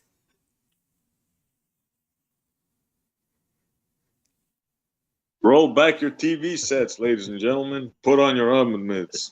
It's about to get exciting. I'm going to enjoy this conversation that's going to have to come around. Blue Marble Science being the celestial navigating tour de force that we all knew he would be. He knows all about this sort of stuff. I can see Nathan and Blue Marble Science hugging on the bow, on the front there. Hey, onward. Ow. How many degrees did you get, Blue? 45, Nathan. Yeah, QE. QE and Nathan will definitely be able to have a conversation with Blue Marble Science. I mean, Blue Marble Science does find it difficult within argumentation, but QE and Nathan will definitely be able to present their argument to Blue Marble. It should give them both tons of content in the next coming year or whatever, going over the celestial navigation.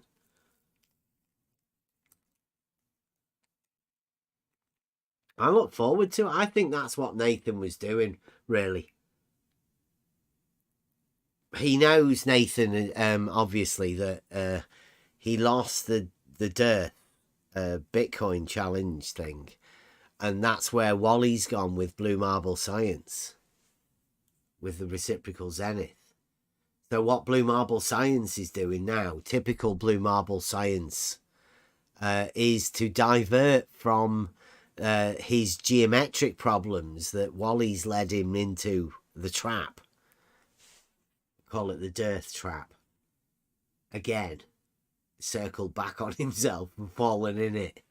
But this time, he's up against those of us that have this advanced simplicity within the logical form and our understanding of geometry goes to show that it's one of the biggest fallacies that's been staring people right in the face all along.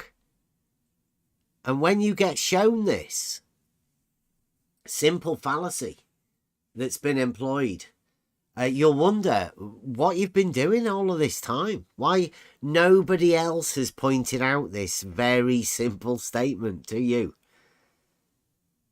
And you've never actually processed the information in this simple way before. But that's what Blue Marble's going to help us bring around. While Blue Marble Science and Nathan Oakley are trying to obfuscate, we will be able to show through advanced simplicity exactly why it's so fallacious. And hopefully we'll get to show you why these guys haven't wanted to talk about it. Because it's inconvenient. It's an inconvenient truth that goes behind the understanding of what we're all doing here. Those of us that are trying to get to the truth or get to understanding things, well, that's what we've been doing. We've been watching people obfuscate, mislead, misdirect, go round in circles for years.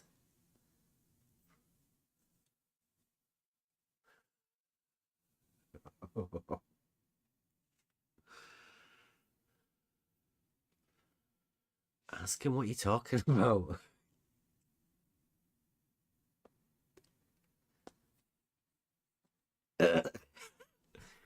I need to make a brew.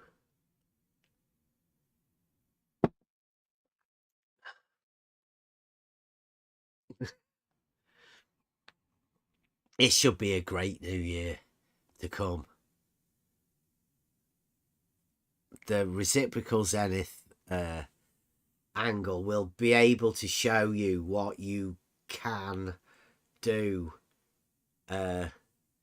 with a geometric understanding and how simple this whole thing is, and why people want to make you look at other things. Misdirection.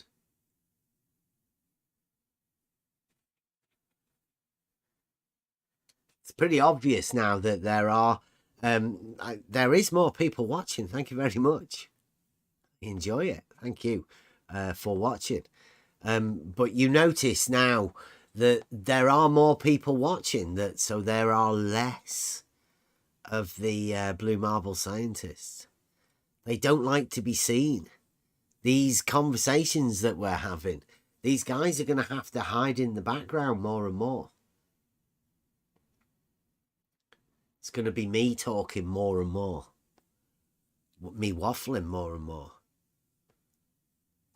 Whilst a lot of people sit and listen and want to come and get involved. But I guess people will have to just sit back and watch. Because nobody really knows what's coming. This is definitely new for this arena.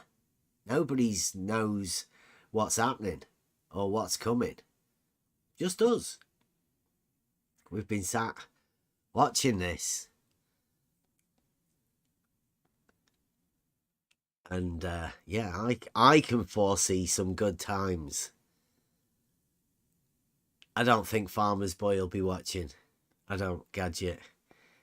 Farmer's Boy's one of those ones that would hate. He can't even hate watch because he'd just get too angry.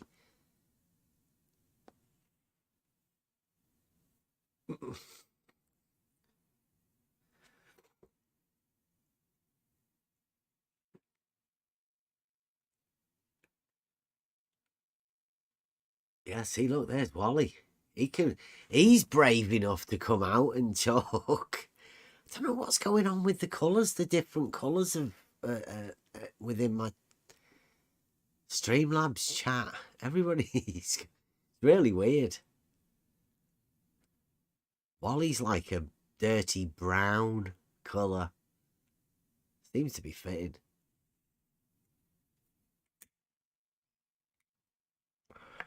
I hope you can thank... Yeah, well, Wally, you're going to be the guy that brings this geometric understanding of the impossibilities of the model, your model, into everybody's minds.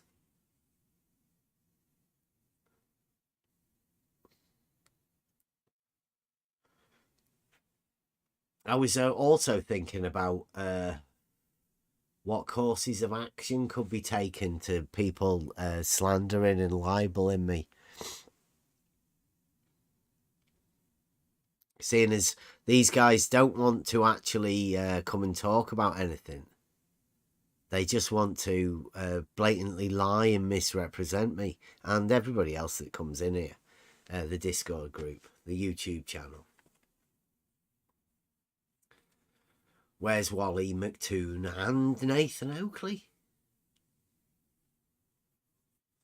Very similar sort of things. They want to tell people to unsubscribe. Well, if you want to do that, if you think that Nathan Oakley should be the one to govern what you do, then be my guest. Nathan Oakley is the sort of person that you want to be doing with. Yes, God, truth wills out. Always will. And that's why I don't want to try and push my opinion on anyone. I want people to come in and talk about this.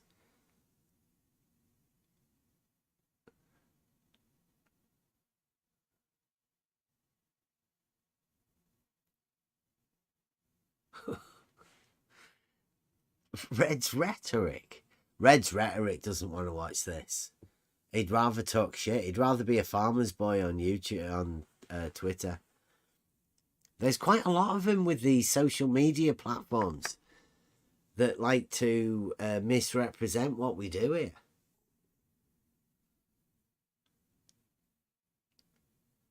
I've got to make a couple of clips. SE's put me to task. And Mike, all come from that one conversation we had the other day over at Terry's.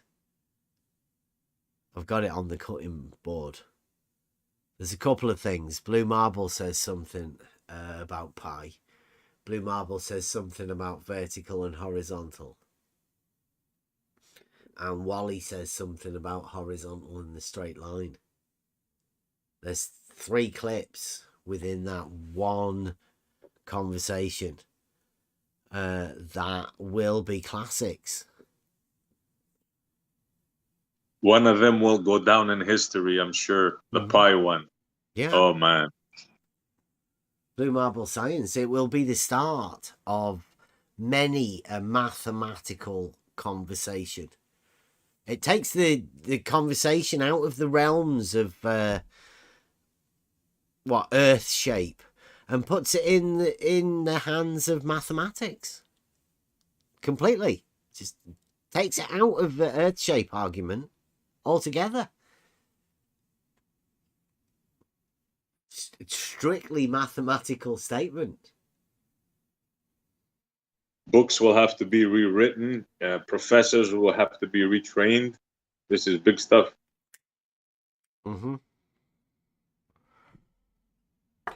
I don't think I misrepresent you, Wally. I think everybody here knows you are a bumbling idiot that will literally say anything that the model dictates.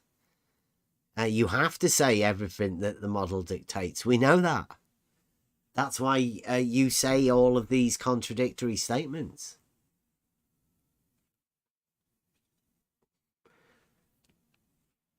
Yeah, the varying, I don't know what to call it. Is it the pi? Yeah. Varying. Yeah. The varying values of pi. with blue marble science. Pie with a slice missing. Or two. Can put them back after, take them out.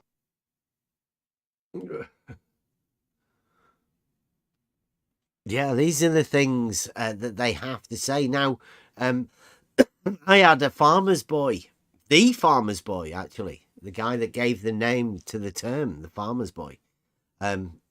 He was saying that blue marble was correct.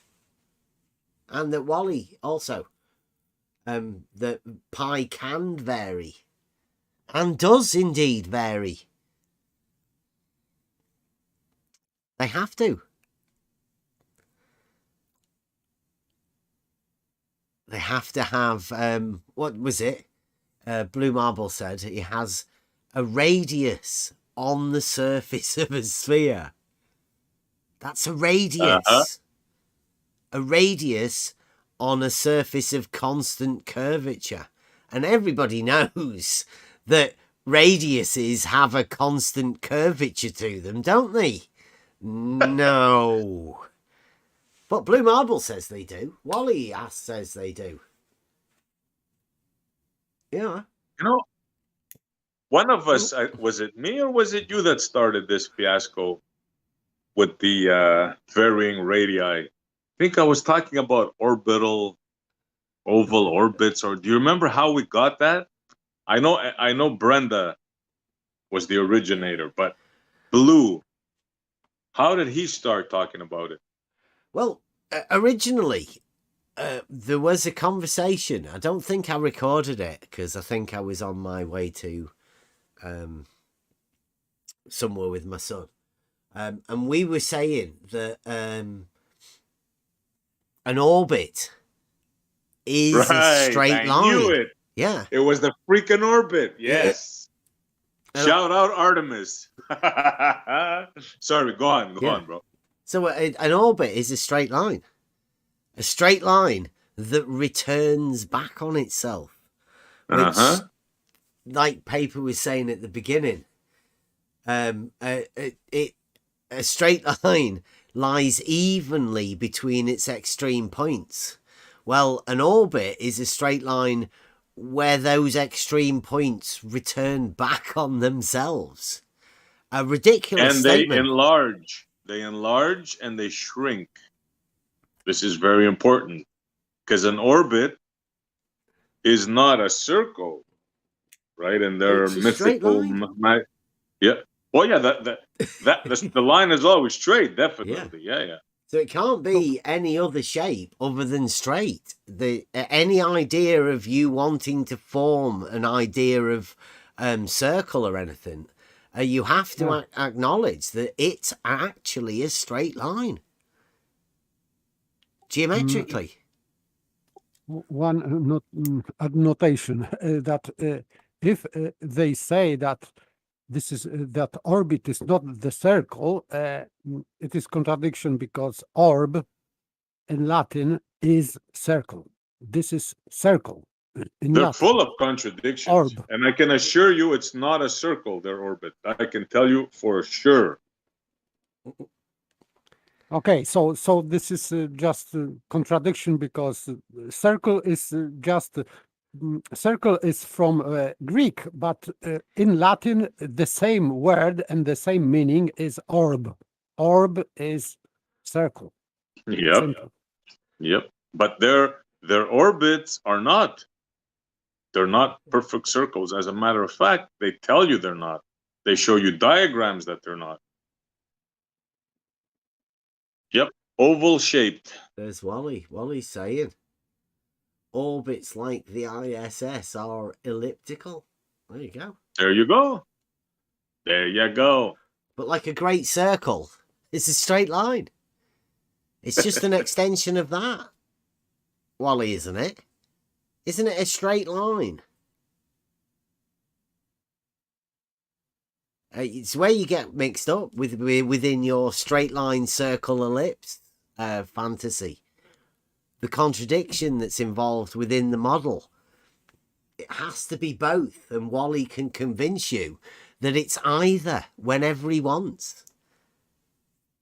It's a great way for you always to be on the correct side of the argument. If you have both sides of the argument, then you can argue either side at any time. Even when the other person switches, you can then still argue the other side of it, the contradictory position, at any time. Who would have thought, huh? Conversations about Artemis would bring us variable radii, changing pi. Wow. Wally, what are you asking? A circle is an ellipse. What? What? Are you okay there, Wally? Are you sure? That makes no sense, Wally, but I mean, okay, you can show everybody how ridiculous you want to be. We know what a circle is, Wally. It involves a radius being straight. That's how we know that you cannot have a circle on the surface of a sphere, because a radius is straight, and that's involved within the circle. And the law of identity states that a circle has a straight radius. That's how we know when you're talking to a blue marble scientist.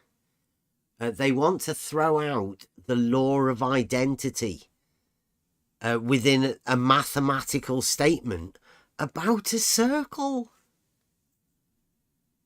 They just say, well, we're not talking about that circle. We're talking about a different circle.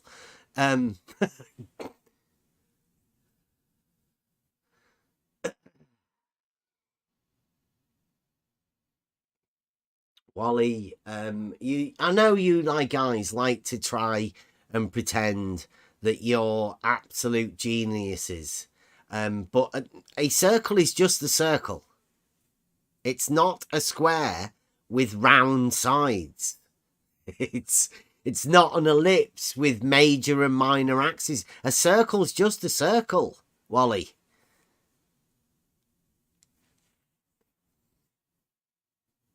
It is a circle, and it has an identity. The identity of the circle is the circle. The fact that it has a formulation between a radius and all points being equal distance away from the center point, a center. Everybody knows that, Wally. There's no need for you to try and convince people of some other fantasy about circles and ellipses. All to get away from the fact that you and Blue Marble think that you can have a circle on the surface of a sphere, a surface of constant curvature. Radiuses for circles aren't curved. They don't exist. Pi doesn't change because radiuses don't curve. Circle is a two-dimensional shape.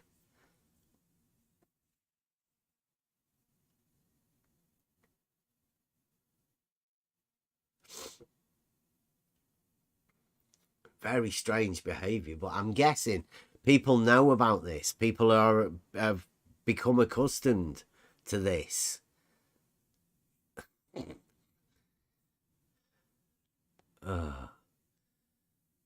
Wally,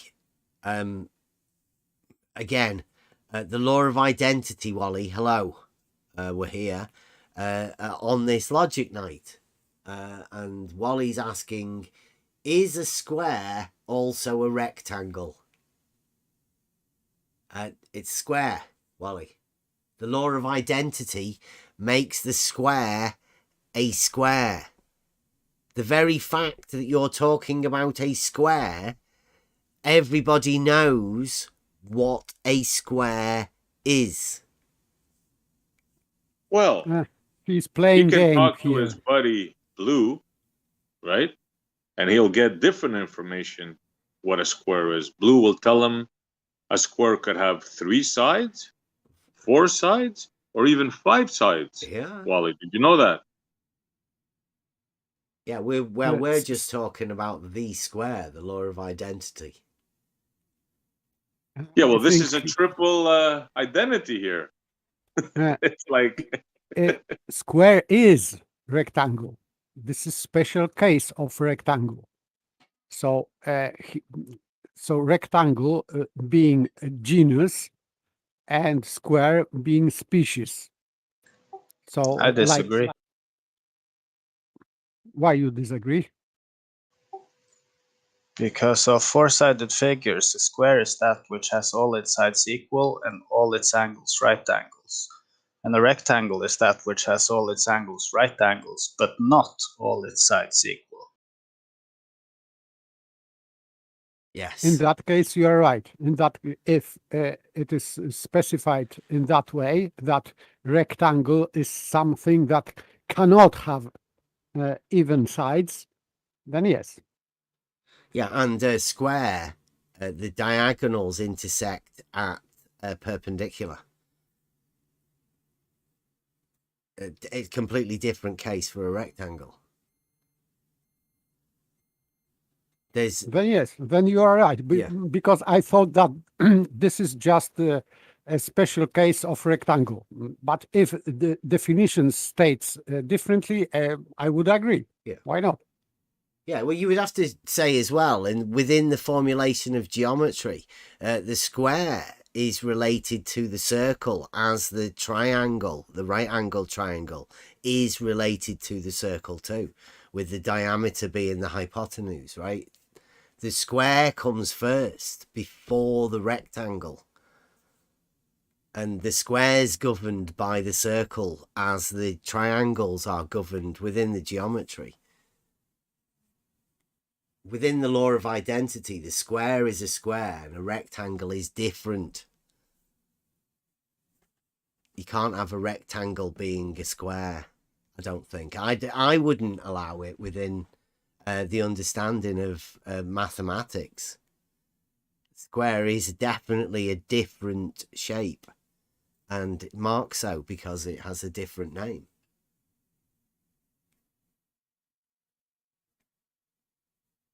Oh, Wally's saying you were correct though. So that's that's nice. are you feeling okay, Wally? Somebody who knows the truth. Well done, Paper. Wally thinks that you speak the truth. It's okay though, Wally. Everybody's entitled to their own point of view. People can talk about these things. It's no big deal. It's a geometric conversation. It's about definition because if Sarugaki says that in definition it is excluded that rectangle can have parallels, perpendicular sides even, it would exclude rectangle from being, square from being rectangle. But I just didn't know that. So if where is Wally is trying to stick that, okay, I can say that. Okay, well, do you want to hear him? 30 of four-sided figures. 30. A square is that which has all its sides equal and all its angles right angles. And then 31. After. An oblong is that which has all its angles right angles, but not all its sides equal. There's a different definition between the two. So, okay, so these two definitions are referring to species, because I thought that it was like genus to species. But if you are citing Euclid, it means that he treated rectangle as different species, not as genus to species. So I am corrected and I am happy. Okay, I understand.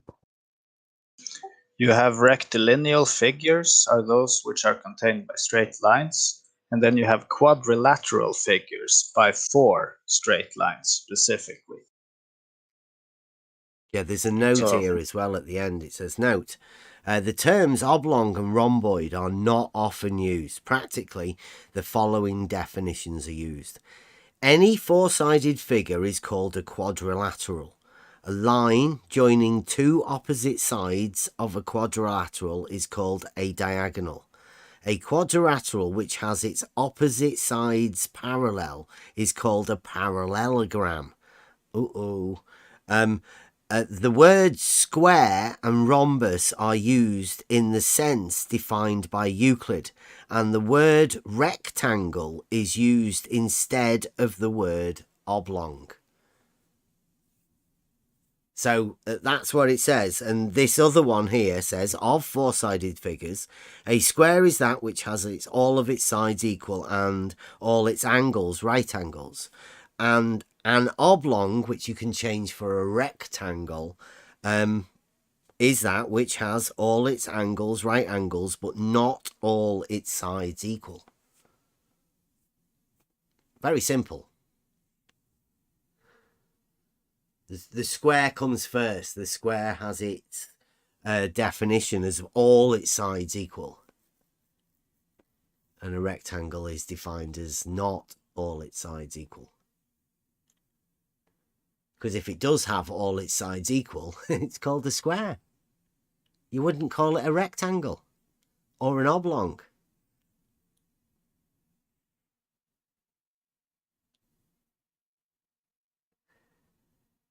Is that greater than, Wally? Or less than? I think that he's trying to go with classification, but definitions from Euclid states otherwise. So there is no genus and species relationship between them. So they are different species. So you cannot just put some subfolder into folder here. This is not the case here. Yeah, geometry and mathematics have this idea of different things are different and they're defined as those different things. As such, defined differently if they are different. That's the way mathematics works. And it's obvious that this is the way the blue marble scientist works. They want to throw confusion in within the identity of the thing that we're talking about, even when it's as simple as a square and a not square, right? Because a rectangle isn't a square. So you can't have a square being a rectangle. Doesn't make any sense. I think this is because it is in definition, because rectangle means that that it has all angles right. So of course square has also all angles right, but without this specification that sides are uneven, that would be like genus to species. Yeah. And then I would agree with even with where is Wally, but definition specificates that it has to be uneven, so it excludes squares from being rectangles. Yeah, they might be able to try and find a different version of Euclid, or somebody wrote something different once, or maybe Euclid was an old dude or something, whatever, right? Wally's gonna carry on.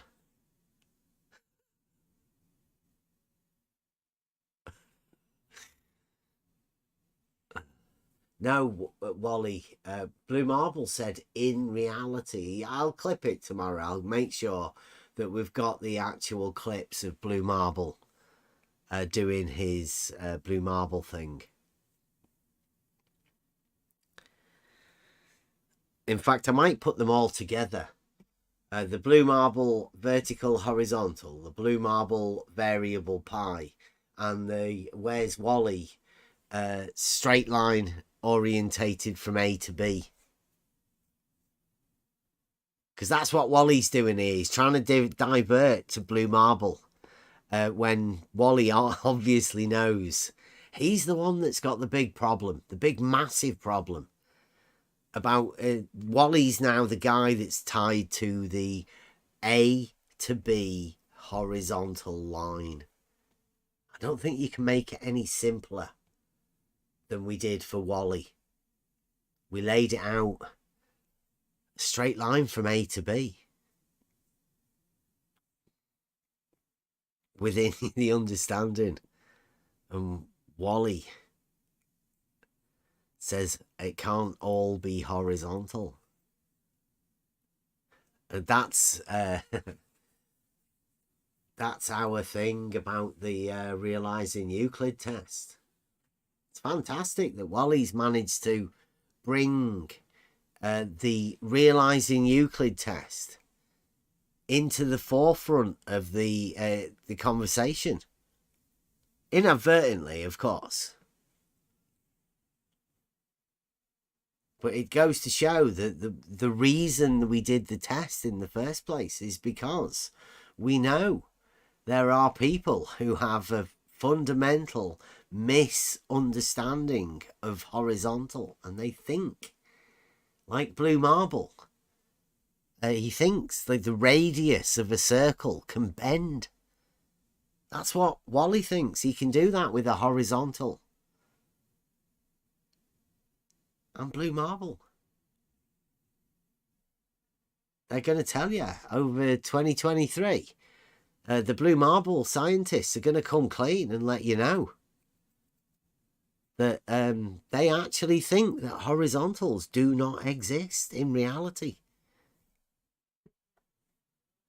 They're going to try and gaslight you into believing that their model dictates that it has to curve. That pi has to have a variable number. Plumb bob slant. Slanting, tilting, plumb bobs, yeah. Yeah. The differing angle of down, like Rumpus said, that's going to come into it. The equipotential angle of adjustment.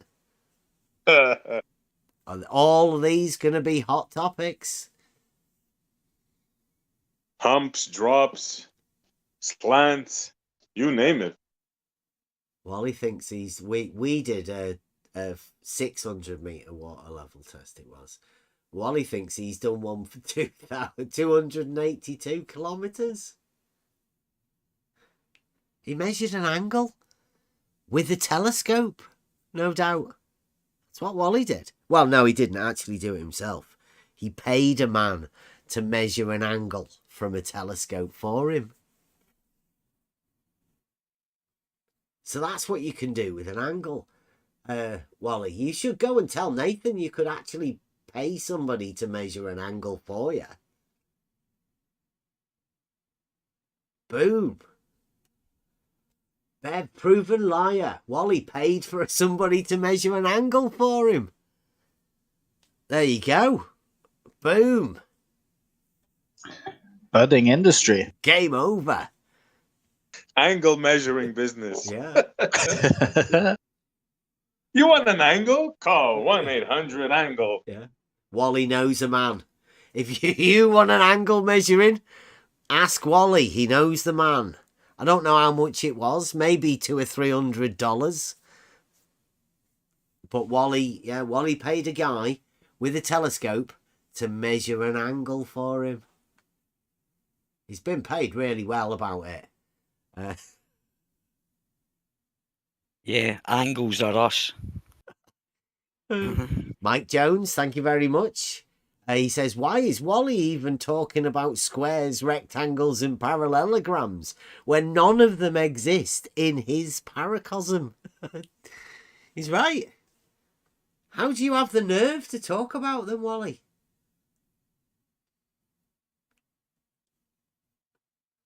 In fact, you know, when you think of a distance, like Wally says there, 400 meters, do you think of that being a straight line? Because that doesn't exist in Wally's paracosm.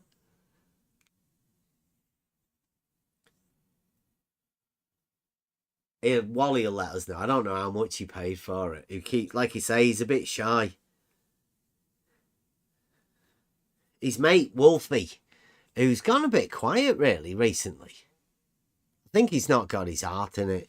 Well, Wolfie measured an angle, and Wally didn't have the ability to measure an angle, so Wally paid for another man to measure another angle. So, like, Wally has an angle and then another angle. And what you can do with that is you can hand your paralogism on to Blue Marble Science and get Blue Marble Science to look like a dickhead. That sounds like a good plan. Yeah. Right there. Way to go, Wally.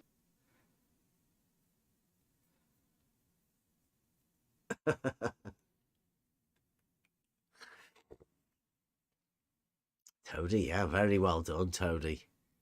Genius. Yeah, gods, I'd have measured an angle for him. Actually, no, it's much better that they do it. I don't think I'd want to get involved in it. It's going to be embarrassing. Man, can you imagine being part of what Wally's done? Because the guy that measured the angle for Wally, I'm not too sure whether he's aware that Wally has decided that he's going to prove that horizontals aren't parallel by measuring an angle, by paying a guy to measure an angle for him, so Wally can say that horizontals aren't parallel. He's passed it on to Blue, so maybe Blue did a cut with Wally. Maybe they went halfies on measuring that angle. Who knows?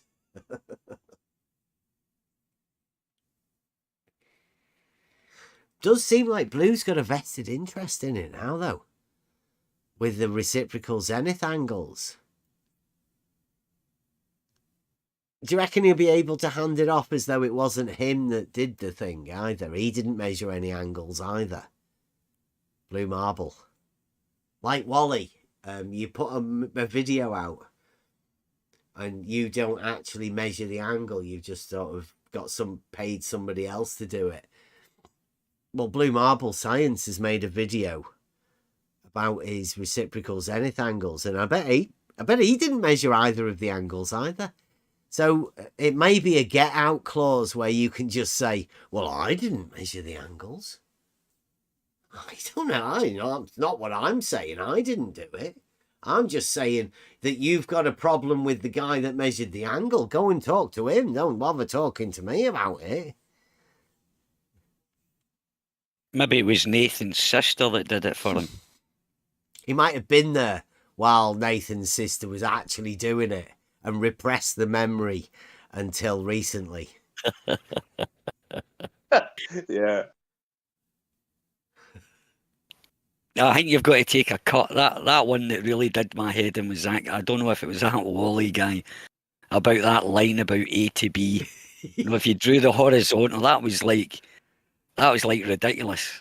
That's going to be eye-opening for a lot of people to hear that, isn't it? Yeah, man. And I don't think they're disillusioned or anything. They're doing that on purpose. You know, they're misleading people on purpose. I don't think they don't believe what they're saying. They've just put themselves into a corner, and I think they've got to. You know, they have to say all that stuff. They've put them into a corner where they have to say all the most ridiculous things that are just not. That's ridiculous. Yeah. I don't think it's down to stupidity, Bev. I think a lot of it, I think personally, right, These guys have got a lot of vitriol, and they've got a lot of anger, and they've said a lot of horrible things about this group of people that they've imagined. And I think that's where it is. That's got into their heads, and now they just literally, they can't turn around and look at themselves because of some of the horrible shit that they've said. And even themselves questioning it may put themselves into that bracket that they've called people names for. And they can't do it. They've put themselves into this position. Yeah, exactly. I mean, some of the stuff that they've said, you know, like what's happened to you, I won't talk about. I've had the same thing as well at the beginning. You know, I've had, my daughter's been threatened, I've been threatened, and everything. Some of the stuff, and it's that type of personality that they've got, I think. Yeah, they can't go back and be No. it introspective to looking at themselves again, to you know, to question themselves, because them questioning themselves puts themselves in the position of those people that have been questioning them, that they've dismissed by just calling names or whatever, however they've decided to do it. Yeah, well, I mean, and also they'll get castigated from the little society, and they'll get chucked out of that. You know, they've put themselves into that position where they can't really, they have to stick to that the rhetoric that they expunge, or whatever you call it, that they talk about. You know, so they can't go back. It's just their personality. They seem to all have the same personality. Listening to that, you the other day on there, it was like, oh, they were all shouting at you, like, and they were all shouting at the same time. You had that farmer's girl, you had Blue, and you had that Terry. They were just, when you said something, you couldn't even get a word in. It's fascinating to me anyway. But, you know, I know people like that anyway. You know, I've met people like that. They won't admit when they're wrong, you know, kind of thing. Or they can't. It's impossible. Like what you said, they've backed themselves into a corner. And they'll look what happens to them. You know, if anybody goes against it, they just start attacking their own. They start eating their own, kind of thing. I think that's what it's for. They say it, and like there's conversations now going on, not just in the Blue Marble Scientists rooms, but all over this Discord and these conversations, right?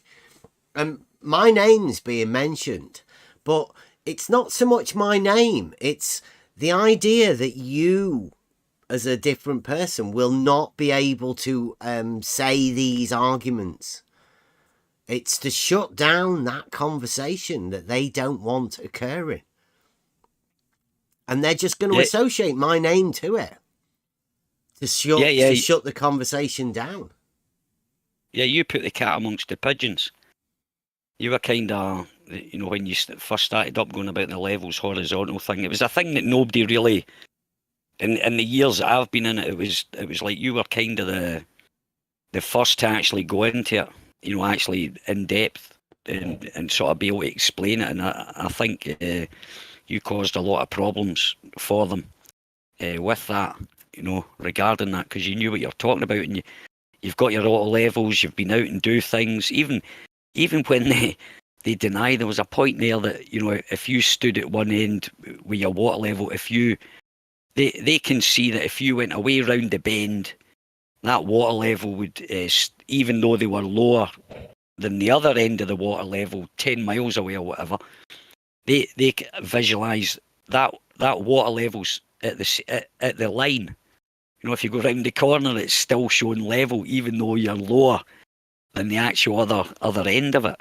Whereas, you know, for a fact, if you have a water level and you lower that water level, the water will rise up to stay level with the water. You know, because the water's independent of the pipe, if you know what I mean. So it'll always be, if you lift it up, if you lifted your water level up higher on the right hand side, that the level would actually, you know, the water would actually go down in the pipe. I don't mean down, but it would go below the line. the same as if you put it lower, it'd come out the top end eventually. You know, if you go lower than that's like basic physics. That's like... Yeah, but I don't think people, they don't know what actually happens because they've never seen it. And the showing and the demonstrations of it, people aren't willing to look at. Like you say, it is physics. It's a physical process that occurs in reality. You can check this sort of stuff. Yeah, well, it even says like a water level shows you that's how you can transfer lines. If you can't use your level, if it's another side of the building, that's how you transfer lines or levels round a corner. As you grab one end, you walk round the corner, and you use the other end of the water level to mark on the wall. If you're doing paving, or you're doing a driveway and you can't. You don't want to move your level to go round the corner. You can just use, your auto level or your theodolite or whatever you're going to use, or your dumpy, whatever you're going to use to do the surveying or the horizontals or whatever. You go round the other side of the building. For a fact, if you go round there and you hold your water level, you can mark it on the wall, and for a fact it will be the same height as what it's round the other side. That's how you transfer lines. That's how you transfer levels around a building. And it even says it when you look up water level. It even tells you, it establishes a horizontal, the same level, a horizontal line. You know what I mean? And it's like, and then they deny it. They deny it, and that's what I'm saying. That's where they're just being dishonest, disingenuous. Yeah. Well, the model deceiving. Dictates that they have to. Yeah, exactly. That's it. Their model dictates that, so they can't. That's what I'm saying. And yeah, but I'm not going to say. Well, they are. They're kind of basically lying to their own people. Well, I don't know. Like, this is where I think once you get stuck in that framework of the model, that you accept that as a reality. Right, you have created at that moment a paracosm, right? A fake reality where something other than reality has to occur within the framework of your being, right? You're living in a paracosm that you've made up. And mentally, you trapped yourself within this false framework. Now, obviously, reality is as reality is. But within this framework that you've constructed in your mind, you have a paracosm that says you live on a globe. And on that model, or within that model, water level cannot be horizontal. So yeah, I can. There's a conflict, right? Yeah, I can get that. I can get that. Yeah, and I mean, they do get really angry. They get triggered. It's like, yeah, it's illogical, and it's because that, like you said at the beginning, nobody was really talking about level and horizontal and all of that, right? Well, what we've just explained here is there is a contradiction between the known fact in reality of level being horizontal, and then this paracosm framework of a model that everybody has built up for themselves, right? So you have an inbuilt contradiction. The water being level, being horizontal, cannot exist on the globe model. But everybody's been taught the globe model, and they've also been taught that level is horizontal. Nobody puts the two together. Two together, exactly. Yeah. That's why it's so bad for us, because we've come into an arena with this logical truth and said, well, level is horizontal to a group of people that are living in a false reality. They've constructed a paracosm that this reality thing just can't fit on.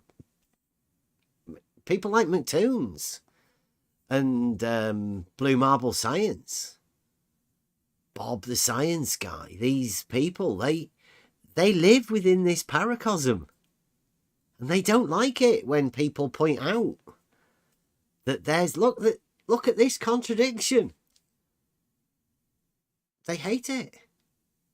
They hate the logical process that's derived the statement where you can just say, look, that's a contradiction. Yeah, it's just like, for want of a better phrase or word or whatever it is, it's like they're in a cult. The same as that as well. I was listening to that. You were broadcasting that when I think it was Nathan Oakley or something like that. Listening to that about how their zenith angles and and it can prove flat Earth and stuff like that. They seem to be like the same. Yeah. They've got themselves, which I find fascinating. When they're on completely different sides. It's like we're saying, Blue and Nathan and quantum arrays and all that lot should just get together. Really, because they're just saying the same stuff. They're emotionally attached to a belief instead of what you were saying about standing back. If you don't see it, take yourself out of it, drop your emotions, and think logically. Could bring your logical thinking. I don't think these people. I think they're too emotionally involved, and maybe monetarily as well. They might be getting. There's a few definitely getting money for it, and they're thinking, right, if I change now, I'm going to lose all this money, kind of thing. That's the brutal facts. I think there's a lot of them that are like that, and I think kind of that's what Nathan's got himself into as well. And what's his name? That quantum eraser. I mean, they're. I've tried to have conversations with them before, and if you deviate off their beliefs or whatever, you can't believe anything different. You just get attacked, muted, like SE or that other guy. That guy that was in there begins with an S. I can't say his name. What is it? Sarugaki. Sarugaki. That's it. Yeah, him. Him there. It's like you just get attacked. It's still fascinating, but it's really annoying, and it still sort of kind of triggers me. When I hear people doing it. That's why I try not to get sort of go into the conversations anymore. I just can't help it. I feel as if they're insulting my intelligence, kind of thing, and other people's. Well, that's what we like to do. We like to make it highlight certain things, but within the idea is that people discover it for themselves.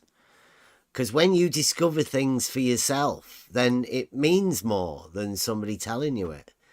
So I try and use the tactic where you just are, you be whatever you are, and let everybody else see what goes on. And I think that the bits that have been highlighted just recently has really shown people for who they are within this framework of things, right? People are now actually questioning what's going on. I mean, it's such a strange place to be in here anyway. But now, once the people that have been in here for long enough, right? If you like, you've been in this for quite a while. There's a lot of people that have been in this arena 6-7 years, and it's not changed. But just recently, it's changed massively over the last 2 years, let's say. Like, what's happened? Gone beyond ridiculous. Yeah, it's gone beyond ridiculous, man. It really has. It's got like up to the point of absurdity. Listening to these people, these with our ideas or their. I mean, that Wolfie guy. You mentioned that guy Wolfie. Do you know he actually? I think it was Wolfie. Apparently he's a pilot, and he actually did that thing with gravity. He got a bit of gold. Did you hear that one?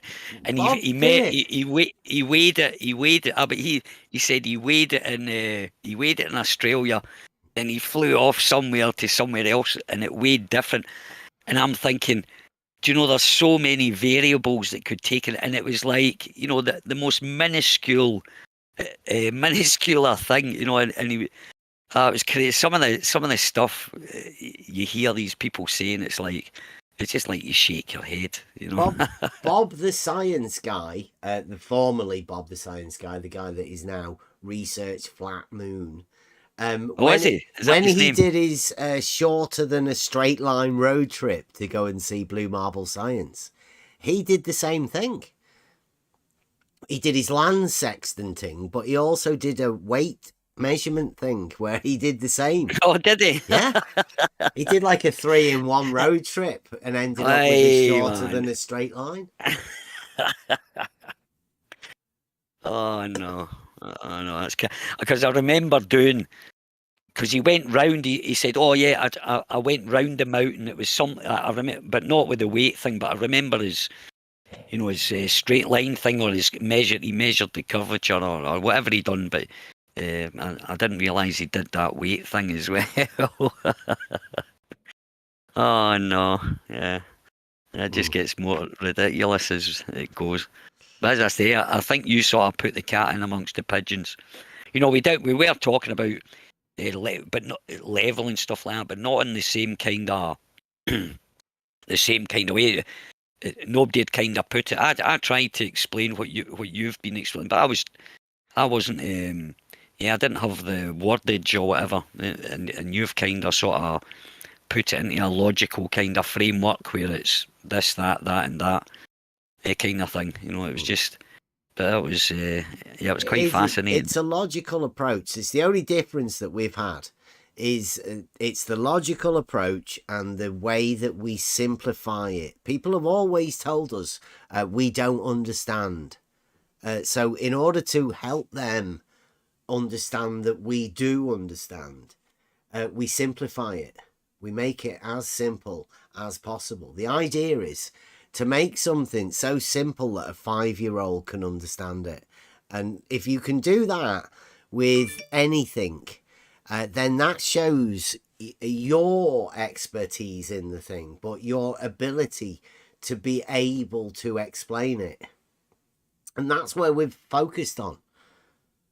A lot of people call us pedantic, but this advanced simplicity is going to take over in 2023. You're going to see when we start talking to normal people, it will definitely be a difference from what you've heard within the conversations within this framework. And when we can expand into other areas talking about logic within this framework, because showing people contradictions that they may already hold is going to be fascinating. I know I can have the ability. We have this argument cut down to a very simplicity, as simple as possible. I can have this conversation with anyone and they won't be aware of the contradictions that they already hold. And they're not of the understanding that they understand mathematics much better than they actually do. It's going to be eye-opening for a lot of people. Yeah, well, I'm back in Scotland at the moment, and I was round visiting an old friend of mine, and he started talking about this girl that he knows, like a friend of his, and he didn't know I was, you know, I believe, you know, the Earth's not a ball. He didn't know that. And he started going on about this girl saying, "Oh yeah, you know, she's going to church," and he was like, he said, "Oh, she's went mental because now she's saying that the Earth is, you know, flat. It's not a ball, right? We'll just say, right, for argument's sake, she was saying, oh, it's flat," and I goes like, "Yeah, I'm the same." And he said, he was like, he sort of looked at me. He never got angry or anything. He was like, "Ah." And he looked at me, he says, "What do you mean?" He said, "Oh, it's ridiculous." I said, "Yeah, well, go and show me some bendy water." And he was like, but we never went deeper into it, but I could just see him looking, but I didn't push it or anything like that, because it's not for me to push it on anybody anymore, you know, kind of thing. But that was the one. I was like, "Well, show me some bendy water." And he was like, I could just see the look on his face. And that's the biggest one, you know. Like, yeah. Well, You want to laugh, Ali? Oh God. Yeah, go on. One of my family members during Christmas invited me to supper, but on the side they told me through somebody else, no flat Earth talk. Yeah. And people don't like it. Yeah, and it's. I was I bet dying it's of laughter. Yeah, no flat earth talk. Ah, dear. Well, that's the way it goes, isn't it? So. Yeah, but you know what's funny? They started talking about politics and all kinds of crazy stuff, but no, nobody wants to talk flat Earth, or they don't even call it flat Earth. But I'm just saying that for conversation's sake. Yeah, of course. Yeah. I do myself. I say I'm a flat earther, even though I know it's not flat. It's got mountains and things. I just call myself it anyway. I don't care. If it annoys someone, that'll do me. You know, that'll do me. If it annoys me saying someone that is saying that I'm a flat earther, I don't care. I know it's not like flat. You know, when they say it's flat, I know it's not flat. But what you're doing there is you're allowing somebody else to get annoyed at you, right? If you take the position that it's not flat, right? And then carry on the conversation and get that person to agree with you that it's not flat.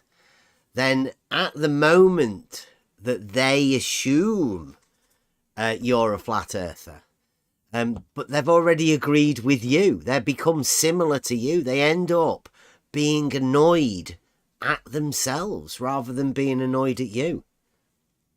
Because you're the flat earther. Yeah. I know, and that's the thing. As I say, I've kind of, I've given up trying. I used to try all that Socratic method and all that kind of stuff, but I just became jaded, Bev. You know, I've been in it, as I say. You know, I've been in it, a long time now, man. I was back looking, I was thinking, bloody hell, man, and nothing's changed, man. Nothing's changed. You know, apart from the fact that it's changing now, though. Yeah. But I'm saying, apart from the last couple of years, yeah. I mean, it's you're giving a lot of people a lot of tools, and maybe allowing people to question themselves a little bit, or question their reality a little bit, you know, kind of thing. So, but yeah, it is. It'll definitely be changing. But as I say, Bev, I've been, you know, as I say, I'm jaded. I haven't got the enthusiasm anymore to sit and, you know, go through it. Yeah, I just go brutal. As I say, I'm not going to influence anybody. I've never, I don't think in all the years, trying all the different tactics, you know, like, you know, getting people to question, that Socratic method, getting people to ask the questions themselves, or, oh, what do you think? Or, you know, getting them to think for themselves. And in the end, I've just not got the energy. I'm just glad people like you have come along and saved me. Now I can just do it a lot easier. Yeah, but still, if you say this next year, pay attention to the way the argument's going to change. From what it was back then, it's changed over the last couple of years. But this coming up very soon, you're going to watch the argument completely change from one thing to another. People have already exposed themselves as to their intentions, right? What's driving their understanding. And that's going to become more and more apparent. That coming very soon. It's been, yeah, I'd like to say it's been a setup, but it's not really been a setup. But it has been a setup. Yeah, it's like a natural, it was like a natural progression kind of thing, kind of setup, if you know what I mean. It's like naturally come, and it's just built up. It's just waiting for the hammer to come down now.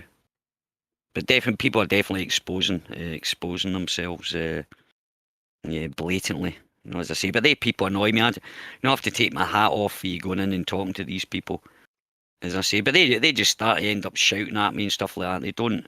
As soon as they hear my name, they're just that blue, and fair play to you for going in. It's still fascinating. It's great listening, Bev.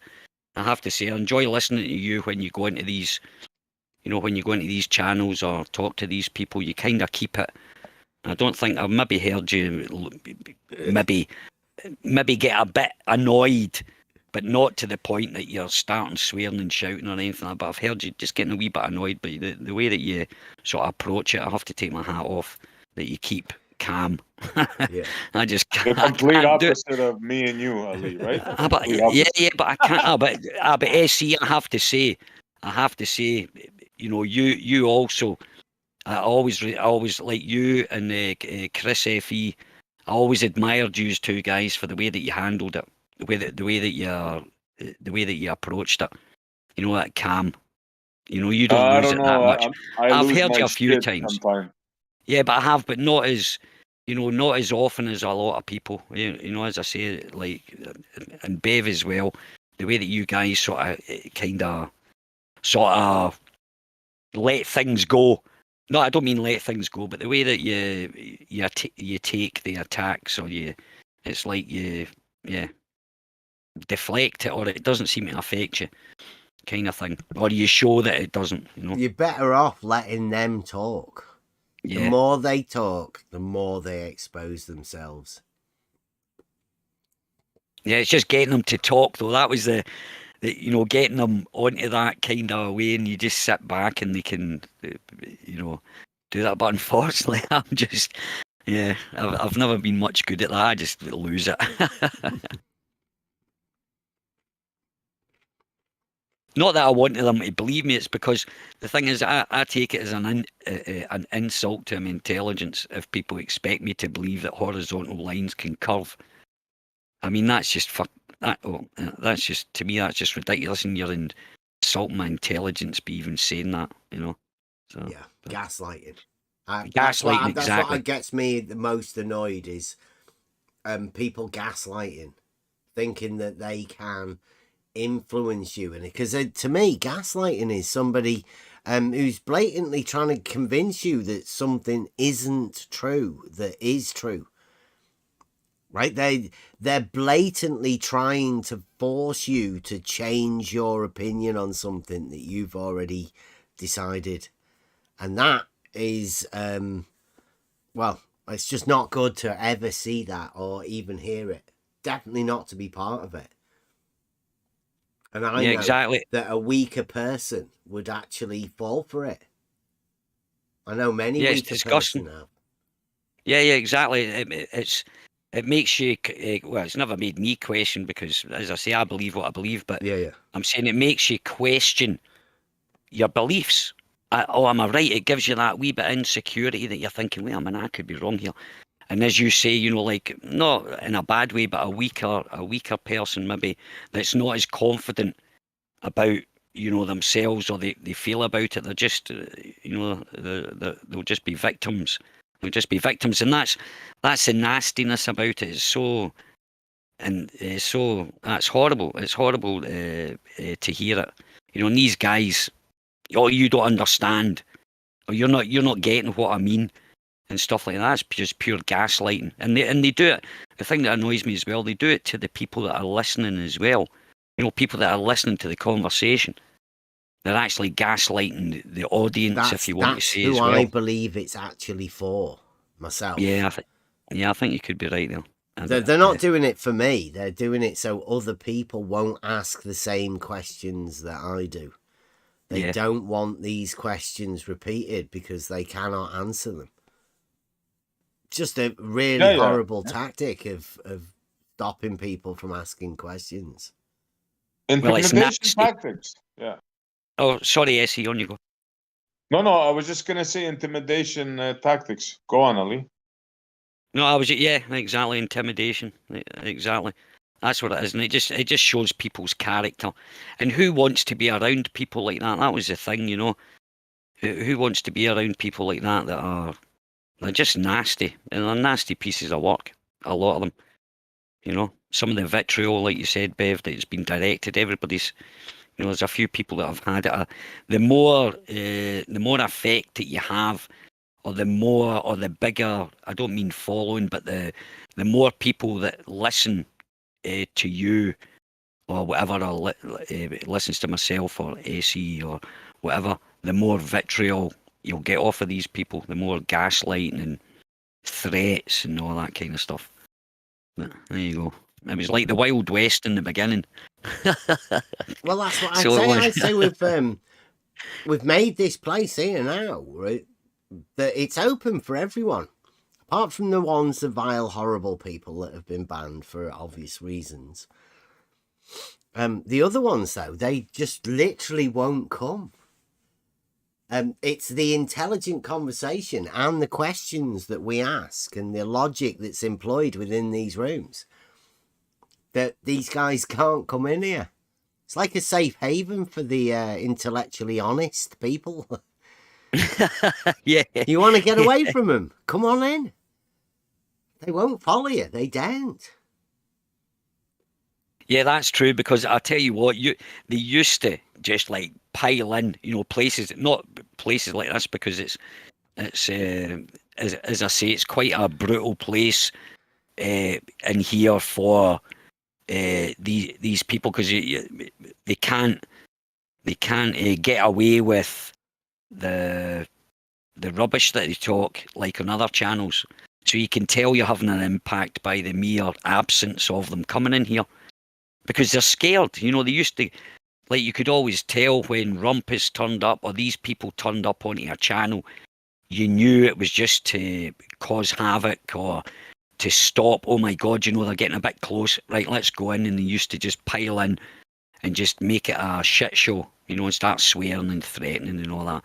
But for I know the reason why they don't come here and do that. Because they can't, you know what I mean? Yeah, they used to send in Lemon when things got really hard. But that's not happened for a bit. Yeah, well, Zanuck used to come, didn't he? Zanuck and Kosho, didn't he come in a couple of times? I think at the beginning, they came in at the beginning, Bev. Zanuck's never been over here. Did he not? No, Zanuck but has been... Kosho has, right? Kosho's been across. He's been over a couple of times. Yeah. But they came at they came at the first, like when you first started up, they like to come in and they seem to come in and interact, but it's just getting less and less because they know it's a waste of time. They know because you just make them sound like idiots, stupid, with their...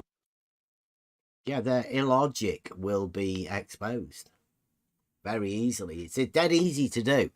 Once you can employ logic in any sort of conversational method, and especially once you have an understanding of geometry, especially within a shape argument, then yeah, it's dead easy to employ logical argumentation into a geometric framework. And they struggle. They're going to have to struggle.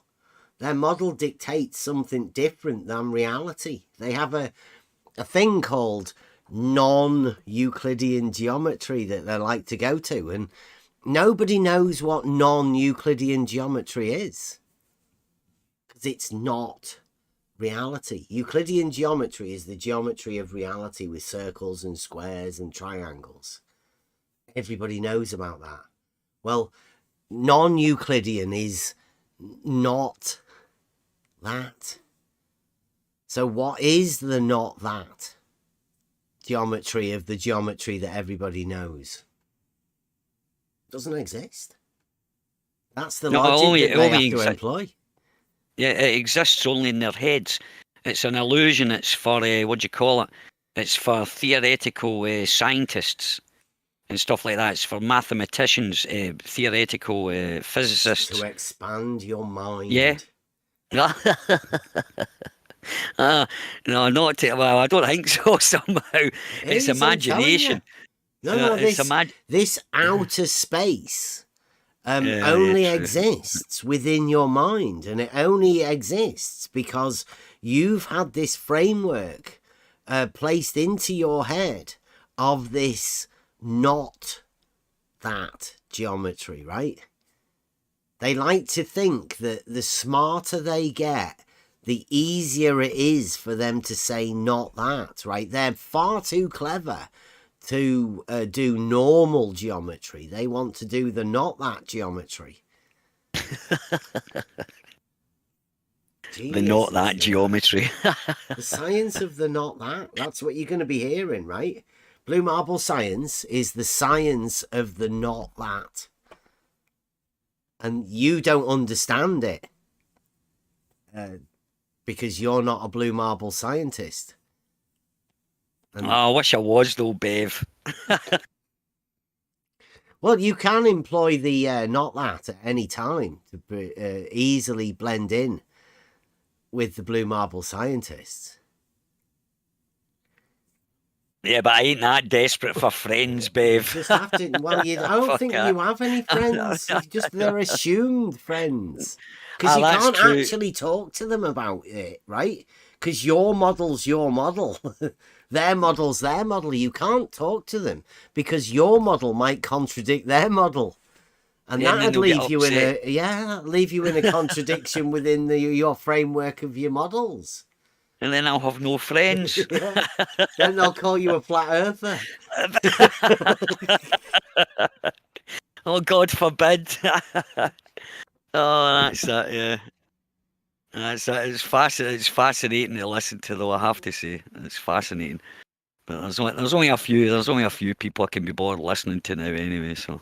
The logical problems of the blue marble scientists. Could be an ongoing series. Yeah, that'd be a good little series, that, yeah. A soap opera. Yeah. I noticed, I seen that, I'll tell you who's made a, I don't know, you know, if you have met, you must have had a conversation with Stingray. SE, you know Stingray, don't you? Yeah, the model guy. Oh, yeah. So does that's it. Mm-hmm. And that Toady, remember Toady as well? SE. He disappeared. Course, yeah. He's back again. Toady was the guy that started Ranties off, isn't he? He started Ranties channel with a debate with Sleeping Warrior. Toady and Sleeping Warrior were debating on Ranties right at the beginning of Ranties' new channel when he separated from the FBD crew. I remember all of that.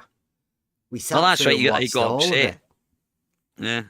I actually had some quite good conversations when he was sort of, all the videos. He sent me a pile load of videos, right? He saved all these videos, all his observations, Bev.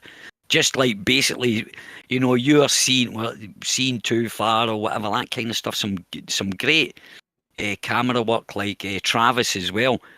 And then, so I was looking in my Google Drive, and I had all these videos. I tried clicking on it, and the permissions have been removed. So all these films, I had about 10 or 12 hours of all his videos that he made, but now he's denied access to all the videos of him looking over at Blackpool Town. I was like that. I said, well, why would you do that? Why would you do that? Why would you get rid of all these videos when even if he thinks the Earth's a ball, I don't really care about that. But the fact that he stopped me access for it for all these videos, because he did some great work with mirages and all that kind of stuff, and tidal bore and all that. He went right into it, kind of thing. And then suddenly, bump, see you later, guys. I'm off on the other side. And then he just started slagging. And this is the problem with these people. Like a lot of them that were sort of in it from the beginning on the side of not believing the shape of the Earth that they've been sold. When they go or when they leave, they never just go. If it ends up, right, to me, if it ends up to it's going to be, it turns that it's bigger than it was, or it's not what I believed it was, or whatever, right? I'll just apologise to everybody. I'll say, look, if I've ever called you a retard or anything, but which I don't, which I used to do in the beginning, but I stopped doing that. But you would never see me again. I'd apologise first, and I would never ever go on the other side and start calling people that I used to, as we'll say, break bread or have hours of interesting conversations and stuff like that. I would never turn like that, but that seems to be quite a thing when people go into the, like, away from the, you know, the questioning the shape of the earth. They hang around, man, and they just start attacking people that they used to, like, sit and talk for hours, man. It just shows that there's so many fake people, you know, so many fake people in this this arena kind of thing. Well, the ones that stick around, like you say, Ali, the ones that switch sides, they have to go through what I think a humiliation ritual if they want to go to the other side and start earning like our buddy did, right? I think they put him through this humiliation thing. Well, I think the flat Earth was part of the contract. You have to do the flat Earth bit as part of your contract, as part of the initiation thing. And then the initiation, like you say, humiliation ritual. So you're saying in from the beginning, absolutely, right? Yeah. Yeah. Did you know Sleeping Warrior introduced both Ranty and Conspiracy Cats to this arena? And now, isn't it strange that Sleeping Warrior and Ranty had an argument, whilst Sleeping Warrior and Cats and Ranty had like a relationship, mutually exclusive relationship between all three of them? All right. Yeah, ask around. Sleeping Warrior will tell you. Yeah, and I have. Well, the thing is, with some of the things, you know, I'm not into believing in agents and stuff. I don't know. I don't know whether it is or not. But you know, there has to be someone. But I got suspicious of that Sleeping Warrior, because see some of the things that he did, I was like, what the? It was just like very, very strange. Some of the stuff, and you know, that he was going on about, or it was just a bit strange with Sleeping Warrior. Actually, he actually hit me up there about 2 months ago. I got a Skype. I don't go into Skype, but I discovered my Skype channel and had a look, and he sort of tried to make contact with me. I never answered or anything, but it's just quite strange that. But that was the one I was suspicious. That was the one I was most suspicious of, was Sleeping Warrior. And I know why Nathan changed, because if you go and have a look at Nathan's first videos, he never, ever, ever got involved. He opened the channel, he opened the panel, and he just let people get at it. And he just sat back and didn't say anything. And then I think he made a conscious decision. I was there. I was sort of kind of part of the channel when it happened. He just totally changed. And then he turned into that monster that you hear now. He's even, you know, he's attacked me as well, but not brutally, you know, that. But I think if I went back now, you know, he'd be like, I'd get the same treatment as like if you got there, or if SE goes in, or anybody that goes in with a different kind of, you know, a kind of a thing. But Nathan consciously did that. You know, he told us that's what he was going to do. He asked because there was a few of us in there, and he kind of mentioned it. And Sleep Warrior was like, no, don't start going like that. Keep calm. And I was like, go for it, man. So that's when he started from one broadcast. The next broadcast he was at it, and he's been the same ever since, muting people, swearing at people, and all that kind of stuff. You know, it's kind of, it's too much. It's too much, and that's what I'm saying. That shows to me, you know, that was the character he chose. He's only playing a character. That's his character, and he's chose to be like that. Even when he fell out with Globebusters and all that kind of thing. You know, that's him playing that's him playing a part, because he wasn't like that at the beginning. You know, when he never interacted. He had his channel, and he was just letting people talk, and he'd kind of keep out of the conversations, kind of thing. He was nothing like what he is now, you know, when he first started. And then, as I say, he just changed his mind. I think he got sick. Gem Panda and all them coming in there. Well, he did. He got sick of all them coming in there, and he thought, to hell with this. And he made a conscious decision. He told us. He told us all. Yeah, he made a conscious decision to start, like shouting at people and swearing. And then the audience started coming. People started, you know, people would go there that hated him, you know, always in his chat, just to go there and ridicule him. And he realised, oh, this seems to be working. And now he can't change. He's stuck. He's stuck in that. You know, people like Blue Marble and all them on the other side, they've got themselves into a corner where they can't change. It's impossible for them. You know? And it pays well. It pays good, you know, to be a ball earther. You know what I mean? Guess so. It's just not my sort of conversation. I just can't get on with it. They're not my sort of people. And like I've talked to quite a lot of people within this arena. That's what I wanted to do. I wanted to talk to everybody. I still want to talk to more people. I believe there's better conversations outside of this arena with people. I'd love to have a conversation with an actual mathematics professor. I'd love to have a conversation with a geometer. I'd love to have a conversation with an actual surveyor. Live, obviously. I have had conversations with actual surveyors in reality, but I'd like to have a conversation so everybody else can hear it.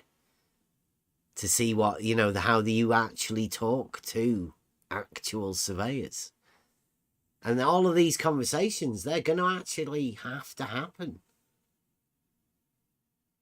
I mean, what would you reckon if it went to court? Do you reckon these guys would push it far enough that they want to take me to court for being a liar? For stating, because I mean, they are publicly calling me liars.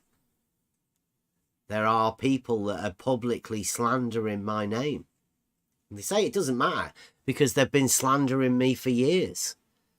So what sort of reputation do I have? And that's because they've been slandering the shit out of me for ages. Yeah, it's hard to prove in court, right? You have to prove that it's caused, other people to think a different way. It's harmed your reputation. So you have to prove that you've got a reputation, right? For slander cases, if you're doing that, you have to prove. The most important thing is you've got to prove that you have got a reputation and they are harming it through lies. And then you've got a better chance. But you have to prove. That's the thing in court. You have to prove that to win a slander case. You have to prove, that your reputation has been harmed, and that's quite a hard thing. That's why they get away with it. Really? That's why do you reckon? People. Do you not reckon I this know YouTube channel is based upon truth? No, I know that for a fact. I know that for a fact, Bev, regarding law.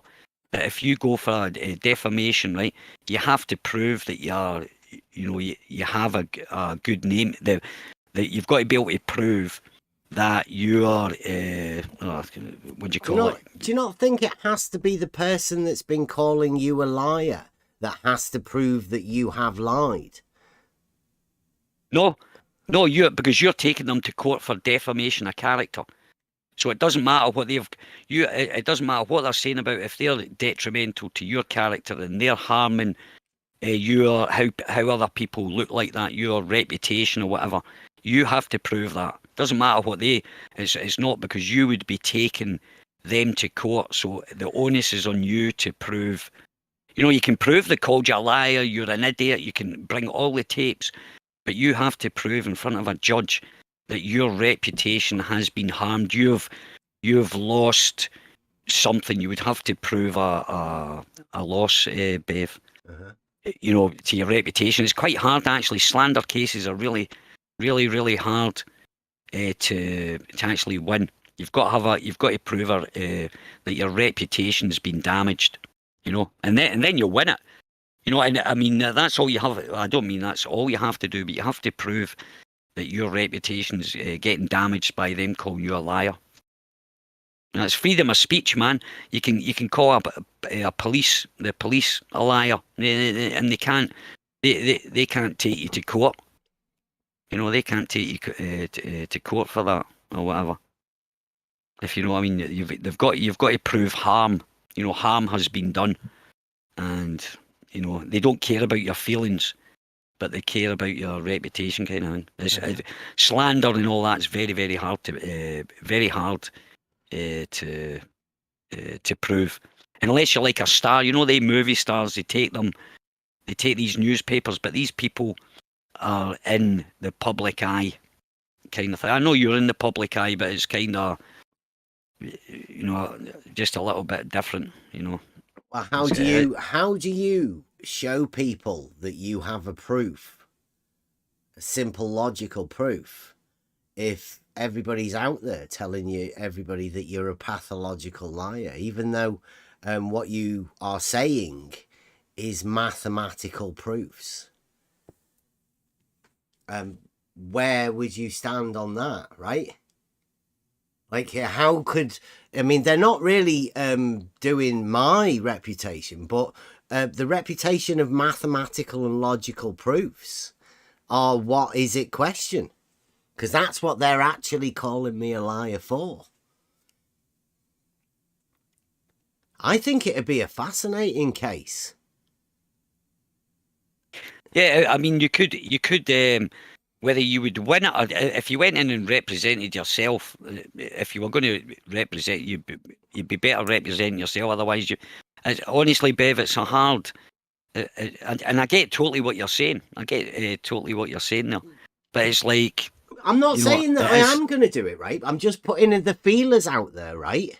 That this coming year, how would it be? There is a group of people that have been calling me a liar. They've said much worse things about me. And they can still continue to do that. They continue to lie about me, and they continue to start saying that about me. Yet they cannot have the conversation about the proofs that we hold. And the reason that they're calling me a liar is so that they don't have to have those conversations. It would be a fascinating thing just to have on a public record, as I say. And I mean, I'm not. See, it was just, but the chances are, well, you know, it depends. It'd be a tricky one, you know. I'm sure you would work it out. You would have to. That's what I'm saying. You would have to prove harm. Because if you're doing them for slander, they're calling you a liar, they're calling you this and kind of that, you would have to prove that that's causing you damage. And unfortunately, your feelings don't mean anything in court, but your reputation does. Right? It's strange, but you know, your feelings, oh, you hurt my feelings, he's called me a liar, and like that. But if it's actually affecting you in regards to how other people perceive you, or it affects you getting jobs, or it affects you in some kind, unfortunately, that's what the law is about. It's like about harm. But I don't know, the way things are going now, you know, you can actually get done. Get done for now, you know, if you make the wrong tweet. Transgender, yeah, but it'd be fascinating to take it out and get it onto public record, and they would shit themselves. But Ruhif would pay. You know, here's one. Ruhif's trying. I don't know if you heard about the court case on Steve McRae. Ruhif's trying to get. He paid Steve McRae's lawyers, and now he's trying to get the money back off of Steve McRae. And I think he's taking him to court. He started it. Yeah, I know. Ruhif was the one that told us. He actually put Steve McRae up to do the whole thing. Oh, did he? Yeah. Oh, well, it's kind of backfired now because, as I say, he wants his money back. That was a loser when it first happened. I know that Steve McRae. I've been on his show a couple of times debating flat Earth and other things. This scientist guy, this actual he was a theoretical physicist, I actually volunteered. They had Lawrence Krauss on. I emailed him. I said, "Oh, you've got Lawrence Krauss." I says, "Well, if you need any flat earthers," I says, "give me a shout, man. I would have loved to get on there." But I got on with this theoretical physicist dude, and I actually ended up just feeling sorry for the guy, so I didn't really go hard on him. But I think I was actually I was beginning to give up. But as I say, going back to that court thing, that would be. Yeah, you could, but as I say, if you go on the lines and that it's all about harming your reputation, kind of thing. And if you can, but even if you couldn't prove it, the fact is that that it would actually be documented on public record, which would be awesome. Yeah, but I'd like to know what they're calling me a liar for, right? Because, I mean, there's a lot of people that are calling me a liar. Nathan Oakley's joined in. McToon, publicly, using my actual name, publicly calling me a liar. But never stating what they calling me a liar for. That's pretty bad, I think. But that's doxing, Bev. Now that there is against... well, for starters, it's against the guidelines of that, and plus, that's actual slander. Using my actual name. And you calling could me put a liar. And if you wanted to exaggerate it a bit, you could actually say they've put you in fear of your life because of all they're encouraging people to attack me. So that there's that road that you could go down. The fact that they're calling it was like non-stop there the other day. They were all calling you liars. There was a big queue of them just waiting to call you a liar when you were over in that Terry's. Yeah. I was like, but what's he lying about? They were just saying it for no reason. That's a good point. Now what were they calling you a liar? A liar for? But it was like they were all at it. It was ridiculous. As I say, that's why I don't bother going to these fucking places anymore. That there. I don't. I can't control myself. Well, like I say, right. If what we do here is let these people expose themselves, then everybody's seen the fact that these people are willing to call somebody a liar. Now, for what? Nobody knows.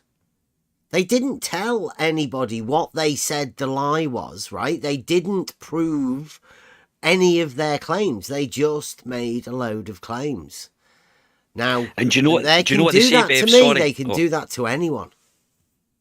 But do you know what they do is when you say this was the classic and this is always their answers, you turn round and you say, it's the same one as if they ask about you misunderstanding. Oh, you misunderstand. Oh, what do I misunderstand? They say everything.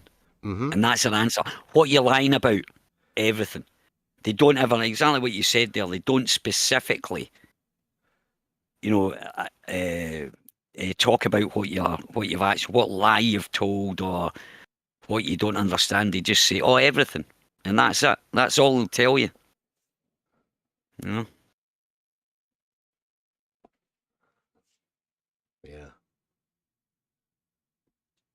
Yeah. But we'll see what the new year brings, eh?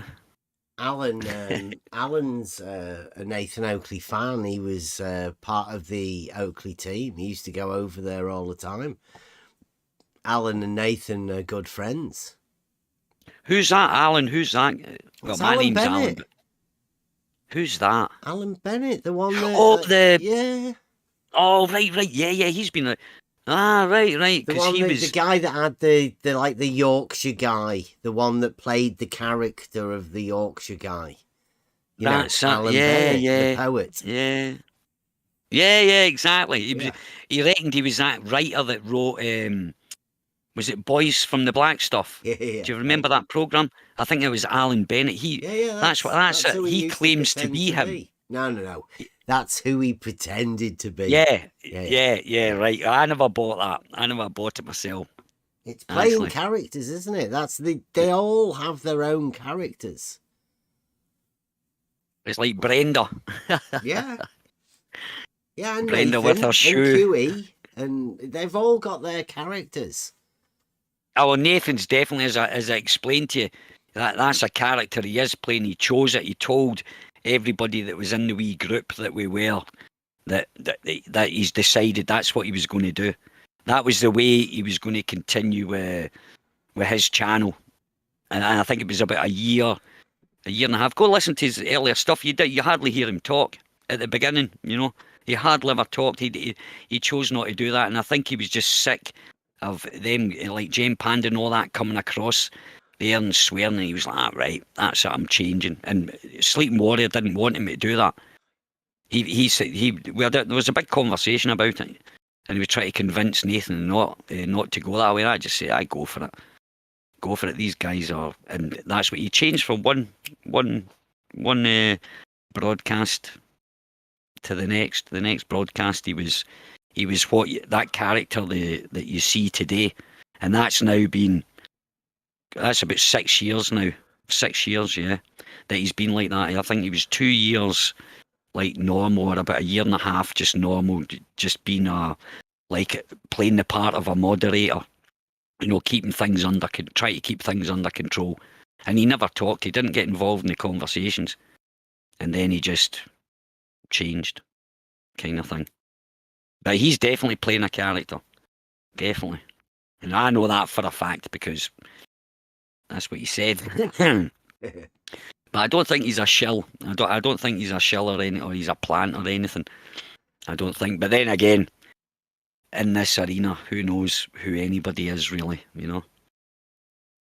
I think there may be a machine that leads people astray, and he's definitely being part of that at the minute. This celestial navigation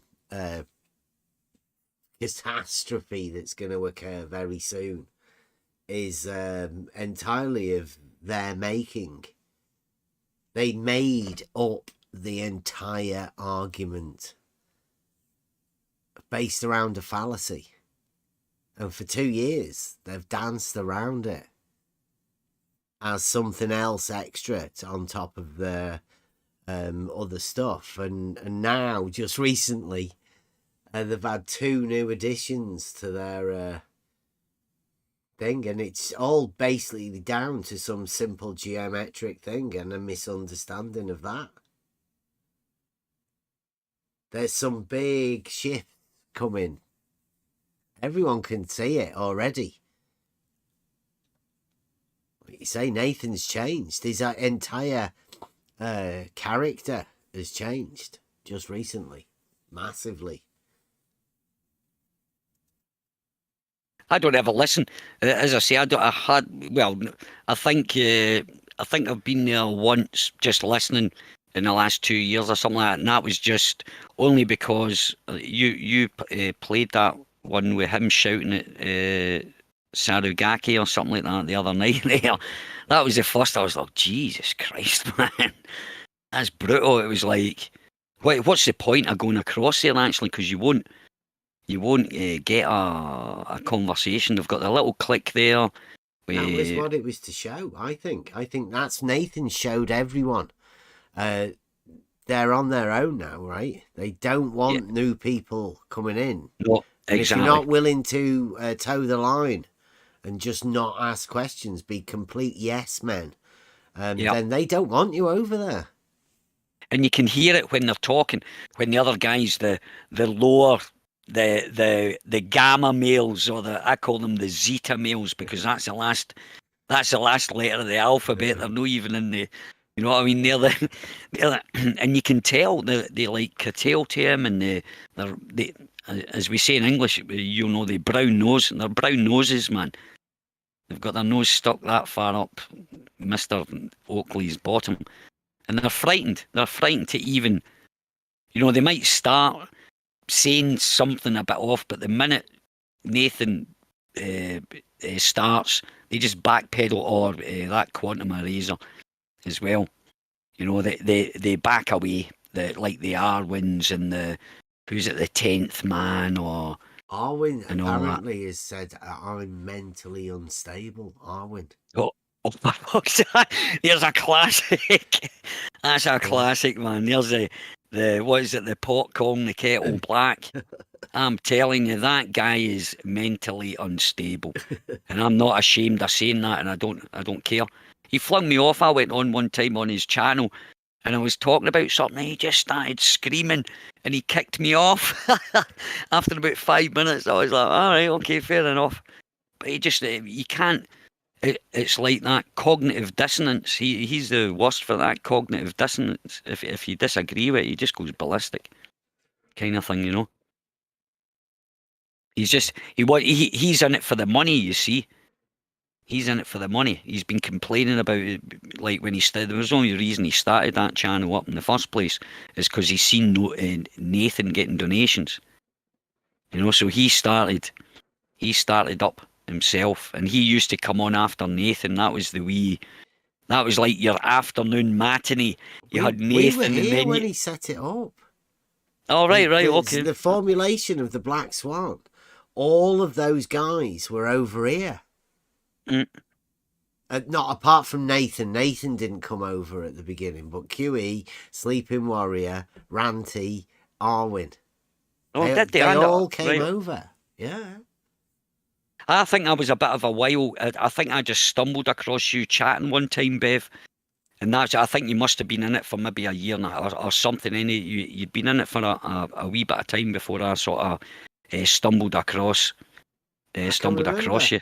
I can remember taking 3 days trying to explain the modus tollens argument to Sleeping Warrior. He just literally couldn't understand the logical formulation of how the modus tollens works. He just struggled with it. So it's no wonder that he doesn't understand any of the geometric stuff. But he's not very smart though. He's not the smartest cookie. He's just good at arguing. And well, not arguing, but I wouldn't say he's good. He knows all the tricks because he's part of that network. Yeah, he's got the tricks. But he hasn't really got the mental capacity really. But he's using tricks rather than like logical thinking kind of thing, you know. But I'm not. I don't like to. I'm not slagging him off because I don't really care or anything. I'm just speaking how I kind of see it anyway, you know. So I can take criticism, but that's what they've kind of resorted to. I got out of there quick. I gave it up. That going on to channels. You know, it's the same. You know, I've been on loads. I've been involved with a few groups now, and because it's the same thing, man. You know, if you don't agree with the rhetoric, there's no point in you being there. You'll just get shouted at, you know, or talked down to or whatever. Even though you've got the core of your beliefs is the same, right? You know there's something wrong, right? And I'll accept anybody. I don't care, you know, if people agree with me or not. You know, I'm not going to start shouting at someone because, you know, they don't agree with my take on things. You know, I've always been like that. I'm not going to start. It's only when people start insulting my intelligence. That's the only time that I ever got triggered. When they were insulting my intelligence or trying to gaslight me. Yeah. That was the only time I didn't care whether they disagreed with people disagreed with me as long as they were genuinely disagreeing with me. And I don't care. But these people have got a problem with that. On both sides. They've got some pretty shitty tactics that need exposing to people, right? Because sometimes you can't see the shitty tactics. If you're within the framework of it, then you don't see these tricks that are being employed. But sometimes you can point these out. The hypocrites. It's easy to point them out sometimes. Hopefully we're going to be exposing a few of that hopefully people are beginning to see it. Have their eyes opened first, and then they can see it, what's been right in front of them all along. Yeah, but they've got their little church. You know, all these people, they've got their little. If you go into when you see that Fight the Flat Earth, if you go and look at the chat in there, and I mean, like there's maybe 300 people watching, the chat's rolling, and you're looking at it, and it's like, it's crazy. It's absolutely crazy how they worship these people, as in agreeing with them. You know what I mean? It is like, and they accuse. Oh, do you know that Steve McRae and Cheshire Vicky both questions Fight the Flat Earth's qualifications? Yeah, because he hasn't got any. I know. He's a nuclear scientist. No, he's not. And neither is Steve McRae. Steve McRae's not a nuclear scientist either. His whole persona's made up as well. He's the same. He got exposed as well. And that's what I'm saying. It's funny, these people exposing other people that are not even their whole who they are and what they are and all that's a load of crap as well. You know, and that's the funny thing about it. But as I say, you know, I'm just kind of glad to be out of that, because it's like, you know, some of these places, it's just pure poison. You know, it's not good for the health even interacting with these people, to be honest with you. But I didn't know Steve McRae did that and that. But I think that Steve McRae, I think he's falling out with that Cheshire Vic. I think there was the same again, you know, with the trouble with money. You know, because she joined that. He because got of the Kyle Kozlinski thing. I mean, like, how could you ever trust God. somebody that is actually going through a thing about trying to fucking separate and get the money from something that never really was in the first place? Like, I don't even know what that was all about, right? That goes to show you that within this framework, I think within their framework, you don't trust anyone. Like, within this YouTube drama thing, it's fucking awful. Oh, but you can't. The thing that what caused that, right, is because it was an argument over money, and it came to pass that Kyle, right, Steve McRae gave the control over to him with the monetary stuff and all that kind of thing. So that Kyle was out there, out partying, buying himself suits, snorting certain substances and all that, and he was spending all the money, kind of thing. And that's what it was all about. And they end up in McRae wasn't getting his kind of share, kind of thing, because he wasn't in charge. He'd handed over, gave a certain amount of control to that Kyle, and that's what happened. And then the same thing. The same thing happened with the Cheshire Vic as well. She didn't feel she was getting paid the right money and all this, and then what though? Yeah, yeah, exactly. You know, we do 5 hours a night, and for what? We get nothing. I mean, what were they doing? What sort of a business thing do you think that there was there? Right, but they were earning loads of money. You should have seen the super chats coming in. That was a business, by the way.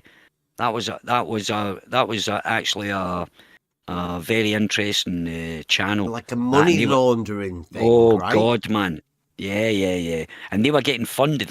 That's what I'm saying. These, you know, sometimes, like, you know, it's like people contribute money to them just for them to get to talk about certain subjects, and you feel obliged. It's like what happened there the last 2 years ago. You had doctors coming out and saying certain stuff, oh, it's this thing's safe or whatever, and then you looked at it, they were getting paid. Their what do you call it? Their research was getting funded by the very same people that were whatever, you know. And it happens all the time. It's what's it called? A conflict of interest, actually. Yeah, it's called. You know. So, but yeah, there's loads of that going on, but that just turned into a disaster. And as soon as it happened, you know, as soon as I emailed Steve McRae, I said, hey mate, walk away.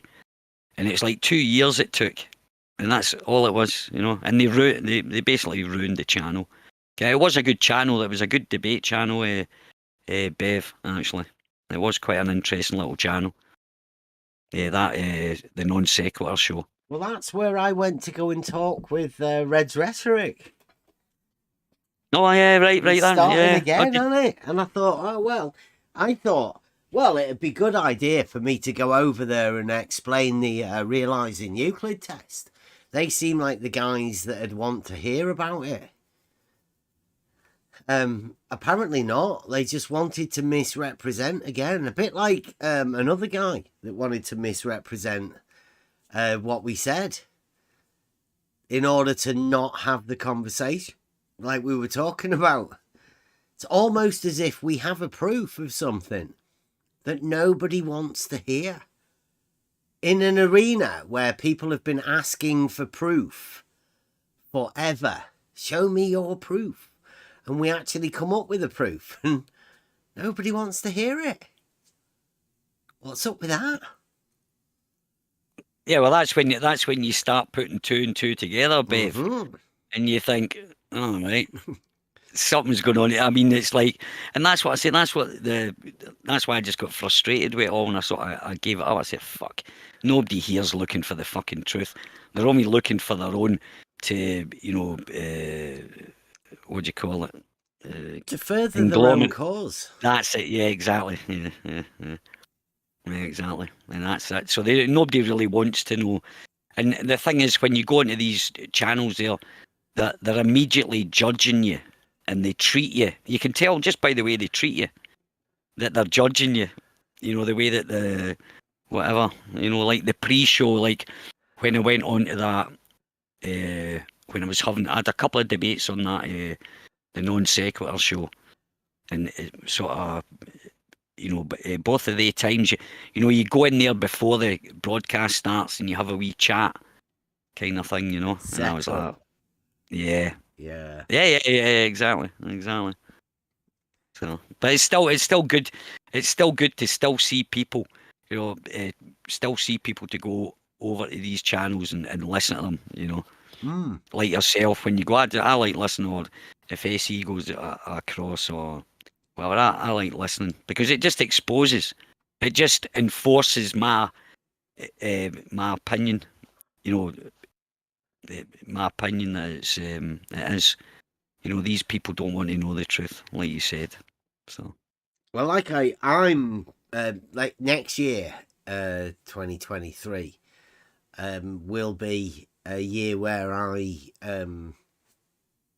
have a bit of fun. Really, I actually want to have more conversations. I'm inspired by the way Nathan Oakley. I mean, I could bill myself as the guy that triggers the flat earthers into a frenzy, right? And like, how can I not get more conversations with people? And those conversations hopefully give me chance to show everybody what we've learned about logic, mathematics, and exposing fallacies and contradictions in reality. Who couldn't want to hear about those sort of things in an easy conversation? We've made advanced simplicity so easy to see, and we've got one of the best conversation talking points there is. Well, it's the only one, really. When you look at it, all that stuff about space and all that, but when you come down to it, it's not, space has got nothing at all to do with that's another subject up there. We're down here, kind of thing. So it's a fascinating conversation that you've there's a few people that talked about, but not the way that you kind of approached it and your attitude, kind of thing, which was all. It's just great listening, as I say. But it just proves my point to myself, listening to these people attacking you. I'm like, these are not honest. These are not honest people. These are horrible, nasty people. And they really are. Some of the stuff that they say, and they're meant to be. We're meant to be looking for the truth, man. But there you go. Yeah, Buster sings about it. Some good music he's got. I like them. I like the wee introduction, and I like it. I like it when you put in the like Blue Marble talking, or I think like the little conversation, the stupid things that they say. At the beginning, that kind of, I love that. That's a nice bit of editing, or a nice. Yeah, it's good to hear, them talking about, horizontals or bendy line and stuff like that. And you're just like, for fuck's sake. And the music, he's a good musician. He's a good songwriter as well. Yeah, there's good tunes come out of that. Good. Yeah. But I like it when you do them. It got depressing for me though, right? Because first of all, you'd have to have the conversation, like 4 hours, and then you have to go through the entirety of that, clipping the bits out. Yeah, editing's hard. I used to do, as I say, I used to do videos, man, and it would take, if I was going to do a video, it could take all day, 2 days, and I had this open shot. It's called Editor. It's quite good in that. But because my computer, it kept crashing, Bev, I would sit there clipping like about 20 clips. I'd set it on the line. I'd get my music lined up perfectly and all that. And I was almost finished and the thing would crash. And then would come back and I would have to start again, like minimize doing that. You know what I'm talking about.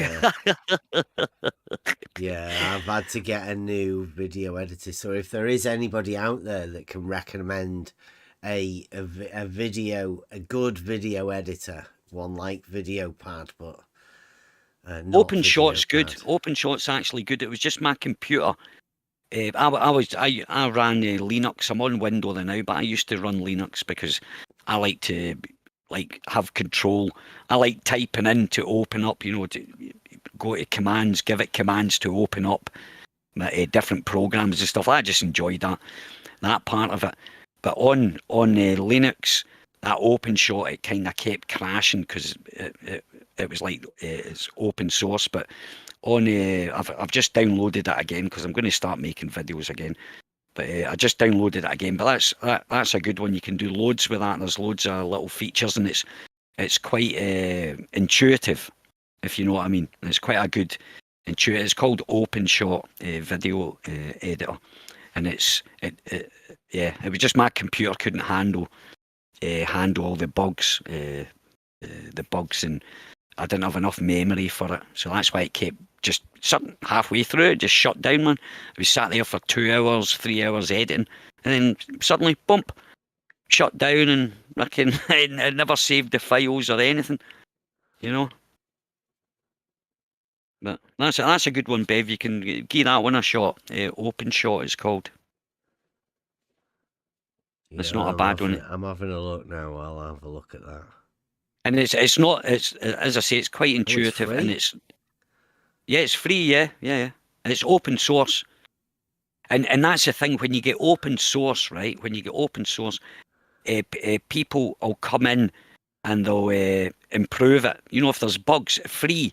People fuck it. Like the real word hacker. A hacker was someone that used to go into a program and improve it, or add their little twist to it. Give an extra little editing tool, or they'd write a program, so it's always getting updated. And you're getting that. These guys, they do it for nothing, and these are proper programmers or developers that actually do it. So it's like constantly being monitored, kind of thing. But people that do it for free, man, and these guys, they can earn thousands of pounds an hour. But that's why I like open source. Open source is kind of the best because there's no license on it. You don't have to buy. They don't charge you like maybe Windows or Microsoft. They want to charge you for. You'll get the basic program, but if you want specific add-ons, you have to pay for it. No. Open source is the best because there's proper qualified people improving the program all the time. So, but it's free, as I say. It's free. They're the best. That's why I like Linux, because it's actually open source. So there's no. It's done. I think it's called a GNU license or something, meaning that you can't make money off of that. You can't charge. If you improve it, it's just like an agreement between all developers or anybody that gets involved in open source. They improve it, but they don't charge. It doesn't cost you anything for extra tools or add-ons. So nice. I think as I say, I've just downloaded it again because I'm going to make videos, but I've got a better computer now. I've got a better laptop, for it. And as I say, it's quite intuitive. You get loads of extra little, effects. Some effects fade in, fade out, or you can put text and all that. It's just like a normal, but it's just free. That's it. Yeah, well, I need it like for the clipping and bits of, like you say, for Buster's songs, because he's got some new good stuff coming. He's going to do as a remix of the "You Don't Understand," so that will need a definitive cut. Doing a remix. Yeah, nice, man. I love it as well. I love the process of that. The actual process. I love video editing and stuff like that. I really do enjoy that. I really enjoy putting it together because it's nice sitting down. If you've got loads of time, man. It's yeah. Yeah, I do. You actually have something at the end of it, like at the end of the process, when you can piece everything together and make a good video. That's one of the things that I did enjoy, but like going live is a bit easier. Yeah. Time wise. Yeah, it's because you don't have to do anything. You just bump, right? Anybody want to join, come on in, kind of thing. So. But like that thing we did the other day when we went over to Terry's and Blue Marble and all that, like that's got to be gone over again, right? There's so many good clips that need to come from that.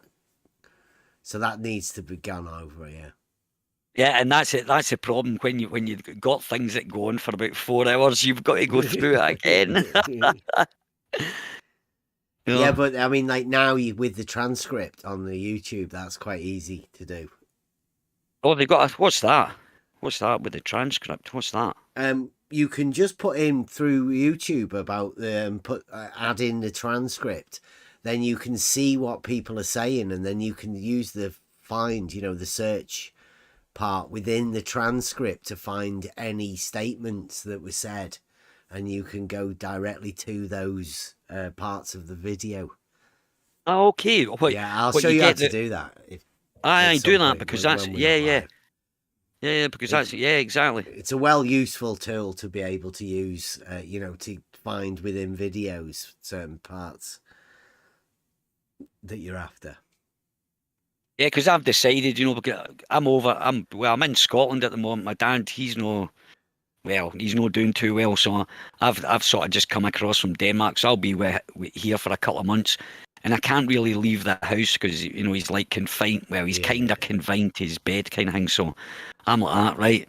I've got loads of hours, and I'm used to working, getting up at 6 o'clock in the morning, get my breakfast, off to work, come home at 5 o'clock. Now I'm getting up at 6 o'clock in the morning and I'm like, shit, what can I do, man? And I can't go back to sleep because then if you sleep, then you can't sleep at night time, kind of thing. So I've decided, right, to hell with this. So I bought myself a little laptop, so I'm going to start doing. But yeah, we'll definitely check that out. I'd love to check that out, actually. You need to show us how to do that.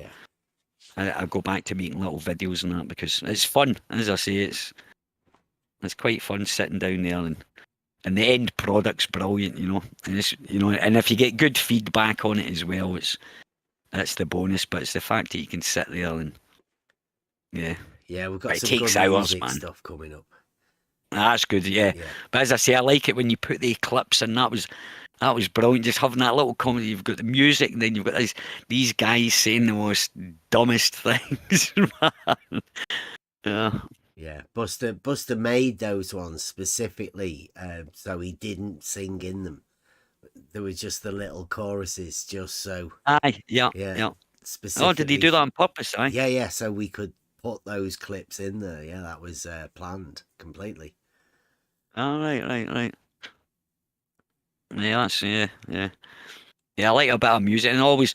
I mean, in the beginning, Bev, like. About 7 or 8 years ago about 8 years ago, there was a great little community, and everybody, we used to have jamming sessions and all that, and the talent that is within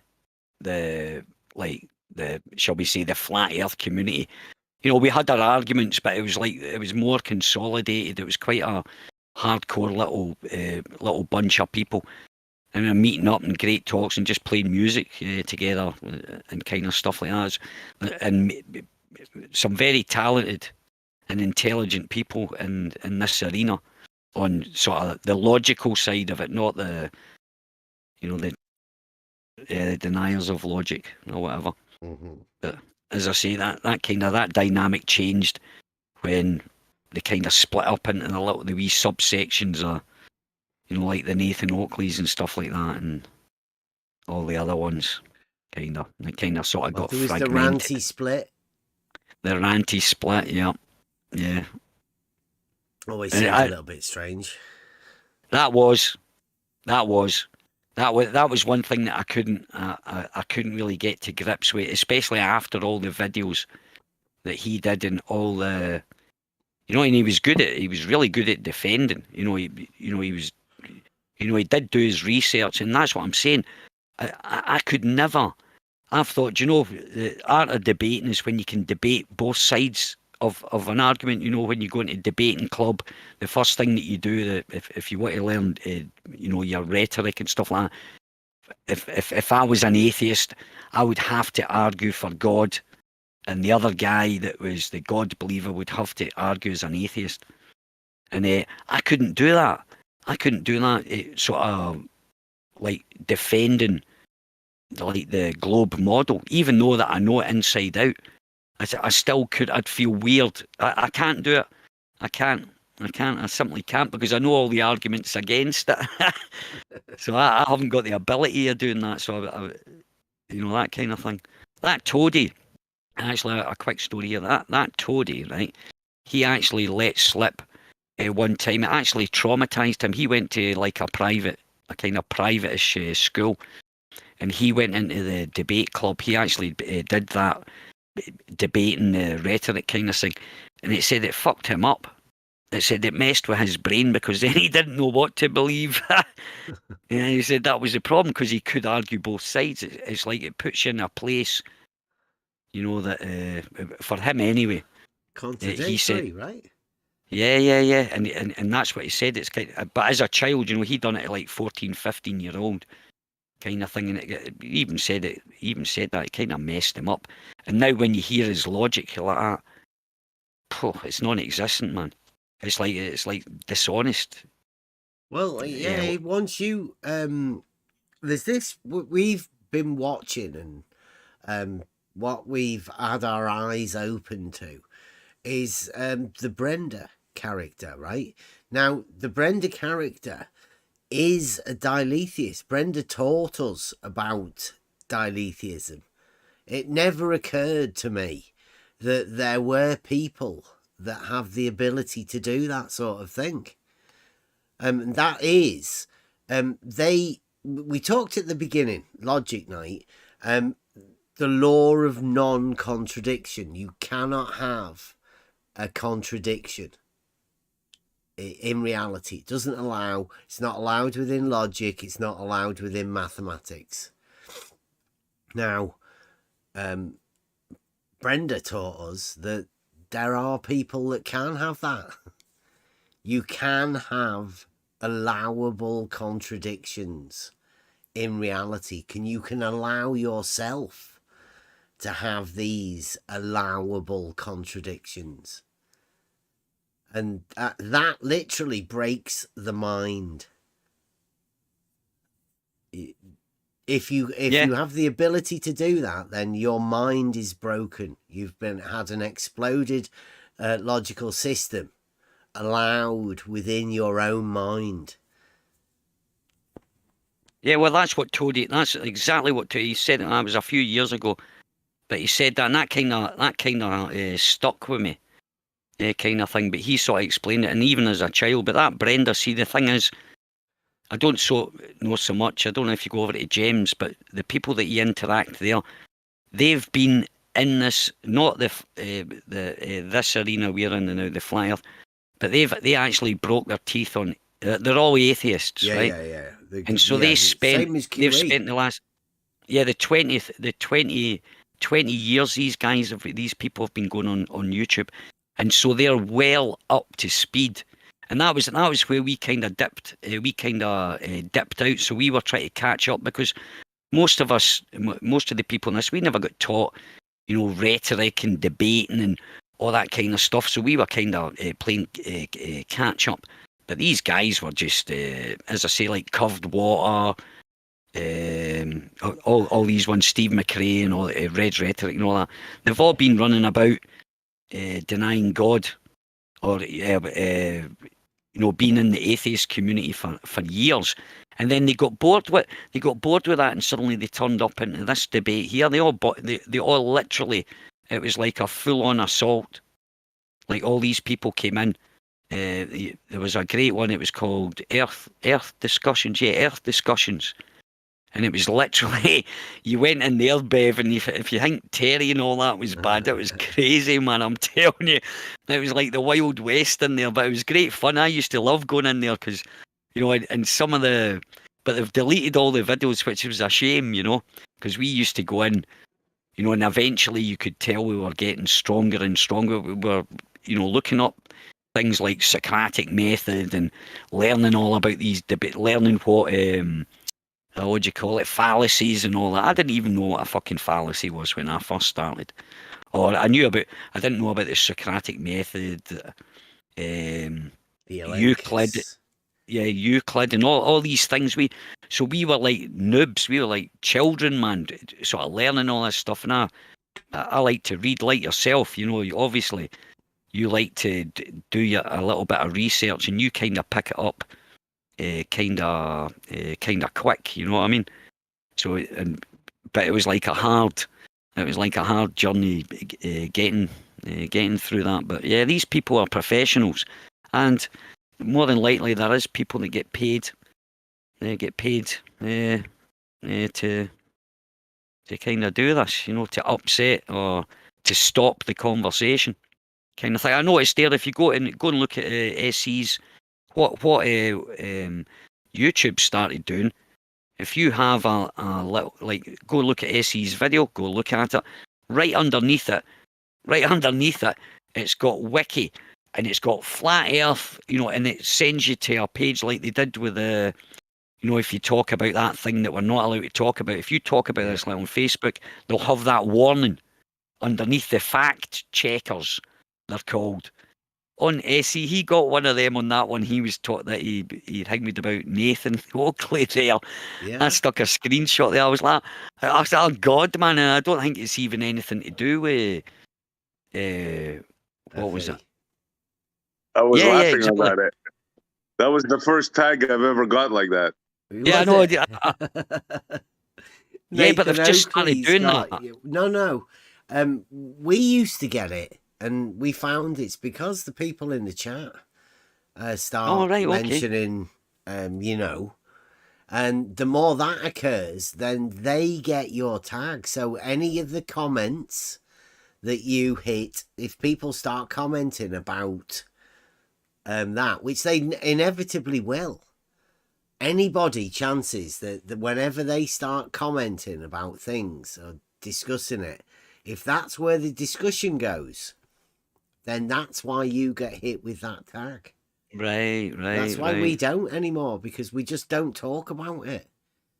Yeah. Like, if you get rid of that word flat from any argument, which is, it shouldn't be involved in any argument at all. It means nothing, and it's only used ever as a derogatory term. So why use it? It does not going to help you. So there you go. Just get rid of it, and you won't have that tag. You won't be associated with that anymore. They actually mentioned it in Congress. I watch a lot of the Congress, American Congress and stuff like that. One of the guys they actually mentioned it in a derogatory term. It was like he took it as an insult, which was quite strange to hear. It's a long time since I've actually heard someone in the mainstream, but they actually said it in Congress. A guy who was saying something, and he actually mentioned that. He used that word, or the two words together, the FE word. He actually used that as, I thought, you motherfuckers. I said, stop saying that. But it's like, it's like we get the blame for everything, kind of thing. I mean that this arena that we're in, or people that are questioning the shape of the you know, the reality that we've been sold or whatever. But it was just quite funny hearing it in Congress again. You know, I know Obama mentioned it, but got to keep it yeah. in people's minds. Yeah, it's Right, kind of that strange, is actually. the fallacy. It is the oxymoron that it's much easier for people to associate that with stupidity, isn't That's it? true. You know, that's how Yeah. it's used. Yeah. It's of no need within any conversation. Yeah. Yeah. But as I say, I just say it to annoy. I just say it to annoy. But I don't really care anymore, babe. That was the thing. I don't really. My opinion, I don't think I've ever, like, I'd be lucky in maybe 8 years. I think it's about 8 years or something like that. I don't think I've ever I convinced my mate after the, like when I first discovered it. I can even remember where it was the exact time since I first stumbled across this conversation, and I just laughed. But I was already looking into politics and all that kind of stuff, New World Order and the World Economic Forum and Agenda 21. And this just happened to come up. I clicked on it and I was like, I just laughed and I was like, oh God, what have they been lying about now? I just accepted it. And like 2 minutes or 10 minutes later, I ran into my mate. I was staying with my mate at the time. I ran into my mate. I said, hey, did you know this? You know, and he was like, no. I said, I stuck a video and he goes, oh, all right. And he just took it straight away. He just kind of thought, all right, so maybe it's not a spinning ball or whatever it is, you know, whatever they say it was. It was just quite a funny, but I just just saw right through it. I thought, oh my God. And I was into science, man. I was the guy, when I was younger, you know, I was the guy that was telling everybody about, you know, light years and, oh, they've discovered a new planet that rains diamonds, and did you know this? I mean, I was literally a space cadet, man. You know, because as I say, I love documentaries about this. I was always full of little things when I was younger, full of little sayings and just repeating basically. And I was thinking, fuck. I said, see how easy, see what I've been doing all my life. Because most of my mates didn't bother, but I was the person that took that information and I was telling it to my friends, spreading misinformation, man. Not as this is before the FE kind of thing going on about governments and that, but I was basically just spreading the disinformation about space and all that, telling me about light years and all that kind of stuff, telling my mates about it, all these planets and stuff, and I was like, fucking hell. I says, no wonder. I says, that's how easy.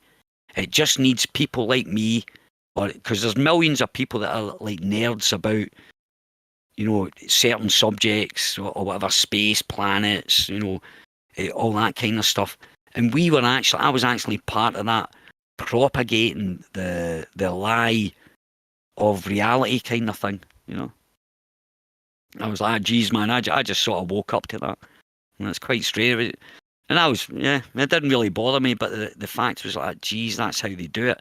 They have people like me, and anybody that's interested is just telling their mates that are not interested. And so they've heard that before, so they just accept it, kind of thing. Not that they're interested in it, but when they hear it on the telly, say, oh, I know that, that's right, you know, that's a black hole and that kind of thing, you know, and they accept it. So when something controversial comes out, they're already indoctrinating. I've been going about indoctrinating people, basically, if I want to look at myself brutally. That's basically what I was doing in my childhood, talking about space and stuff like that, and black holes and everything. just funny, man. But that's how it's done, man. That's exactly how it's done. How the lies propagated. You know, how our reality's been twisted. Everything. You know, we've got people like nerds, basic. You know, and there you are. That's the beauty of it.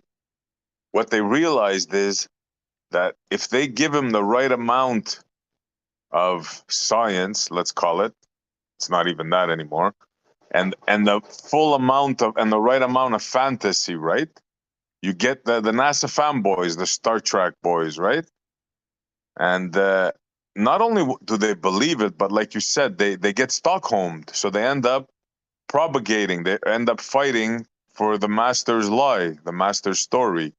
And not only that, they get upset. They take it upon them as if you're attacking them. So it's really fascinating. Yeah, I hear you, Ali. Yeah, it's like that, but I look at it the same way, is because, you know, in Scotland we're brought up with football, Rangers and Celtic and stuff like that, and that's what you're basically are. You're like a football fan, and you've become emotionally attached to this entity, right? And you will defend it, and you will get, you know, I've had arguments. No, he's a brilliant player. You know, Rangers are shite and all this. You know, actually, you know, I've been in that situation. I've lived through it, like we all have. Kind of thing. It's the same with your favourite pop star. You know, I said to my mate one time, he was going on about the Beatles, and I said, you know what? I said, I've never liked the Beatles or crap. And he went ballistic, man. And it's the exact same. But why would you get upset because I don't like her? You know, and this is years ago. This is before I even started all knowing about, you know, like mind control and all this kind of stuff. It's just when I eventually got into it, it was like you have the flashbacks. Like, geez, that's why that happened. That's why that happened. Oh, I was doing this, I was doing that kind of thing. You kind of come to this realization. It's like an awakening, shall we say. And some people don't like it. Some people fight against it, that awakening kind of thing. And that's how we meet people like we meet today online kind of thing. Well, they take it like an identity upon them, right? So when you question that, it's like you're questioning them. It's like, oh, you think I'm a liar? No, it's like that. I learned it, or I don't know. It's strange. It's really strange. There's a lot of psychology involved in that. SE. It's exactly what you're saying. It's like it's like movies, right? It's the best example with movies, right? A movie director or his job is to get people emotionally attached to characters, and they just play with your emotions. And when you get emotionally involved, and that's what I'm saying with the logic kind of thing. If you think logically, you don't get involved in that emotional. It's stupid, because then, you know, you're controlled by your emotions. It's like fighting. I got taught my mate years and years ago. I learned, make the guy, doesn't matter how big they are, make that person angry, and when you make that person emotional, you've got a better chance of controlling a fight kind of thing. I don't want to talk about violence, but it's the best example. As I say, so that's what my tactics was. Is I used to wind people up so they were so angry, they were out of control kind of thing, and that's you in control, and that's like the best example, and that's what they do. They try to get that emotional, that side, to get you attached to a certain belief. And when you're emotionally attached to something, you'll defend it against all logic. Logic goes out the window. You know, when when you see it with people that are pop fans, football fans, rugby fans, anybody that's a fan of a team, you insult that team, expect to get vitriol aimed right back at you. Can you see the tweet I've put in the chat? Oh, where's that? I need to go to the chat. I'm actually not in the chat. In the live chat. And I'll just go now. Let's have a look. This guy has been, let's say, following me. And every tweet I've ever done for years. Rather obsessed, right? And have a look at it. Can you see it? Here's a challenge for you, Ben. Yeah, I'm reading. I think it's genius how he's not even aware. Because we have this thing, right, that you know, like within fallacies and all of that, within a logical form, there is one of the biggest fallacies. It is the self-refuting claim. We call it a stolen concept fallacy, but that sort of distracts it away from what it is. It's a self-refuting claim. He wants to try and convince us of spherical geometry, but in trying to convince us of spherical geometry. He's just doing Euclidean geometry. On the surface of a sphere using Euclidean geometry, right? So a sphere is a Euclidean 3-dimensional shape. And if you use Euclidean geometry on a sphere, we call that spherical trigonometry, right? That's not spherical geometry. It's not. It's spherical trigonometry using a Euclidean sphere and doing what he says then. And he says, if you give it a go using Euclidean geometry on a Euclidean sphere, using circles and lines like you would do within actual geometry, he said, then you will realize why spherical geometry is real. Fantastic, that, isn't it? Oh, God. If you do Euclidean geometry, then you'll realize why that not Euclidean geometry is real. I mean, how much further can you get? And this is the guy that's handing out this stuff, right? This is Team Globe. This is the Globe, the Blue Marble scientists at their best. Right, how do I, right, listen, you send me a DM or something, because I want to, because I've actually just joined Twitter. And I'm like, right, and because I know all that lot, because there's a load of them is Blue Marble and all that on Twitter and stuff. I know Steve McRae, I've got Steve McRae coming up on mine, but there's no fun there. But yeah, that's the big massive thread. I mean, here's a tweet. I'll post it in here if you wanna. Little chips. I'll put it in the Discord. There you go. So that's a post directly from the. Now that's from a guy called Frank Bauer. Right, he's made a video. Oh. All right, here we go. I'm going to follow him. Hang on. Oh, there we go. I can see that thread. There's 48 people in that thread. That's the entirety of Globe on Twitter. The Globe Defender unit. Every one of them are on that thread. Oh, is it right? Yeah. Right. Okay, then I'll need to type something. Oh God, help them now. Oh well, that's I'm all in now, mate. I can see the video there. He's got yeah, I'm all in, mate. Because I'm bored now. You know, I've got loads of time, so fuck it. That's what I'm saying. They're in for it now. Yeah. I don't know about that, man, but it's. Oh, here we go. Let me just. How do I reply here? So that guy is that Frank. If you look at that tweet that he's put there, it says Flat Earth Nonsense 78, Nathan Oakley in full panic mode. Nathan Oakley is in panic mode over a statement from another flat earther. Bev, try thinking like that's a falsehood. I'm not a flat earther. And he should be, because Bev has ruined Oakley's whole silly nautical.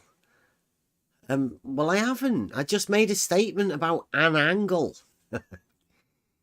Nathan's associated it with his argument. See, this is the sort of thing that even other people are making videos about this because Nathan has brought it out into the public opinion. Nathan publicised this all of his own accord. Well, he kept saying angles, and you were like, no, angle, angle. And he's like, oh, but the angles and that. And he's like, oh, you can't determine anything with one angle. You can save a life. See, when you're measuring an angle. And he kept saying angles, and like, no, angle. I said angle, and he was just not listening to you. I was like, geez, that was funny. All right, what can I reply? Let's see. Oh, I know what I'll do. I'll stick up for you, Bev. I'm going to say Bev isn't a flat earther. Get it right, numbnuts. Oh, you're in for it now, Ali. Isn't? You'll get called a liar. Oh, that's great. Well, I'm bored anyway because I don't. That's what I'm saying. I'm bored now. You'll see that. Bev Well, isn't. right. You've been around these arenas, right? You've talked to the people within these things, right? Be prepared.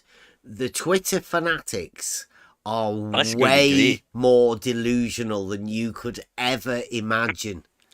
The There we way go. these people will twist everything you do is an art form. So did I just follow all these? I'll just No, follow all these people. no.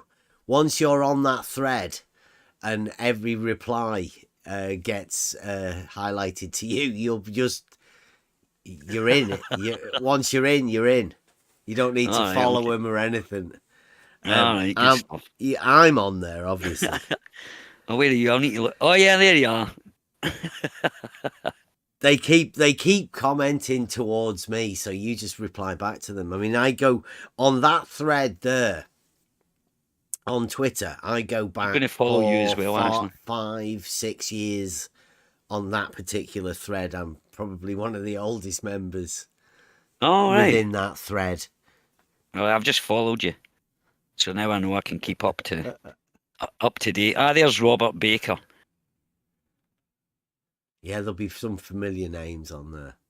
Here's one. I have no constraints on what I can talk about, but you bring no substance to the discussion. Ah, dear. Yeah, I was getting to try and open up. Okay, it's getting late now. Yeah. Let me finish this up. Yeah, cool. Let me get a Buster song ready. Logos. We had a Logos to start. May as well have a Logos to finish. Thank you very much, people. Anyone got any final words? I guess not. Nah. Okie dokie. Thank you for joining us. Tomorrow is Hump Day. But I don't know what we're going to be talking about. Maybe we might plan our trip out to Gem Pandas. Who knows? We might have already done it. We'll have to see what everybody's wanting to do. Okie dokie. Thanks for joining us. Join us tomorrow. And Buster's going to sing us out again.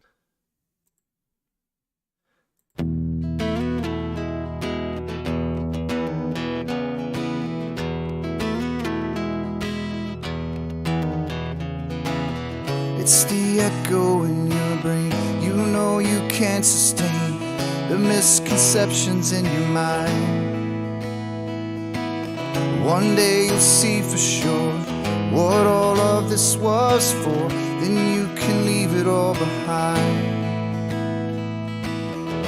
The journey begins.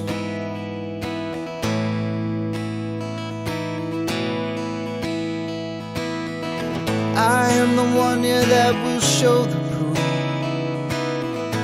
I am the one, yeah, that is searching for the truth. I am the whispers of the logic in your mind.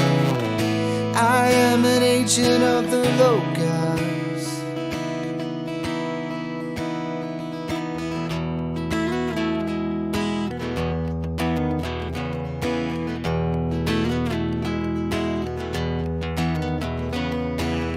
In the beginning was found this thing that cannot speak. It's how we all truly learn.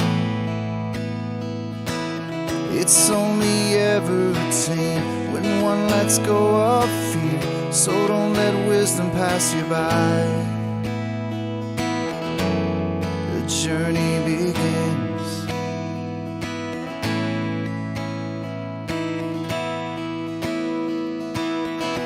I am the one here that will show the proof. I am the one here that is searching for the truth. I am the whispers of the logic in your mind. I am an agent of the Logos.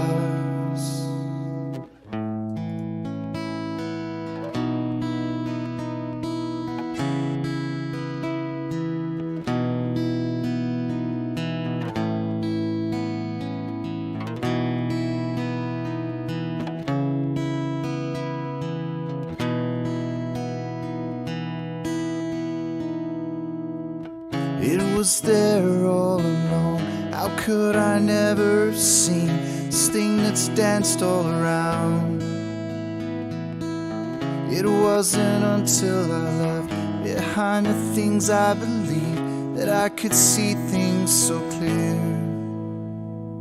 The journey begins.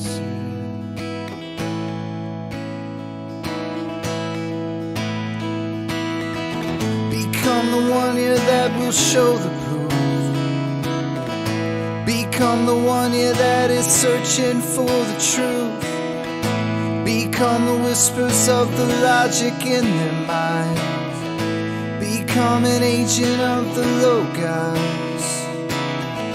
Become an agent of the Logos. We are the agents of the Logos.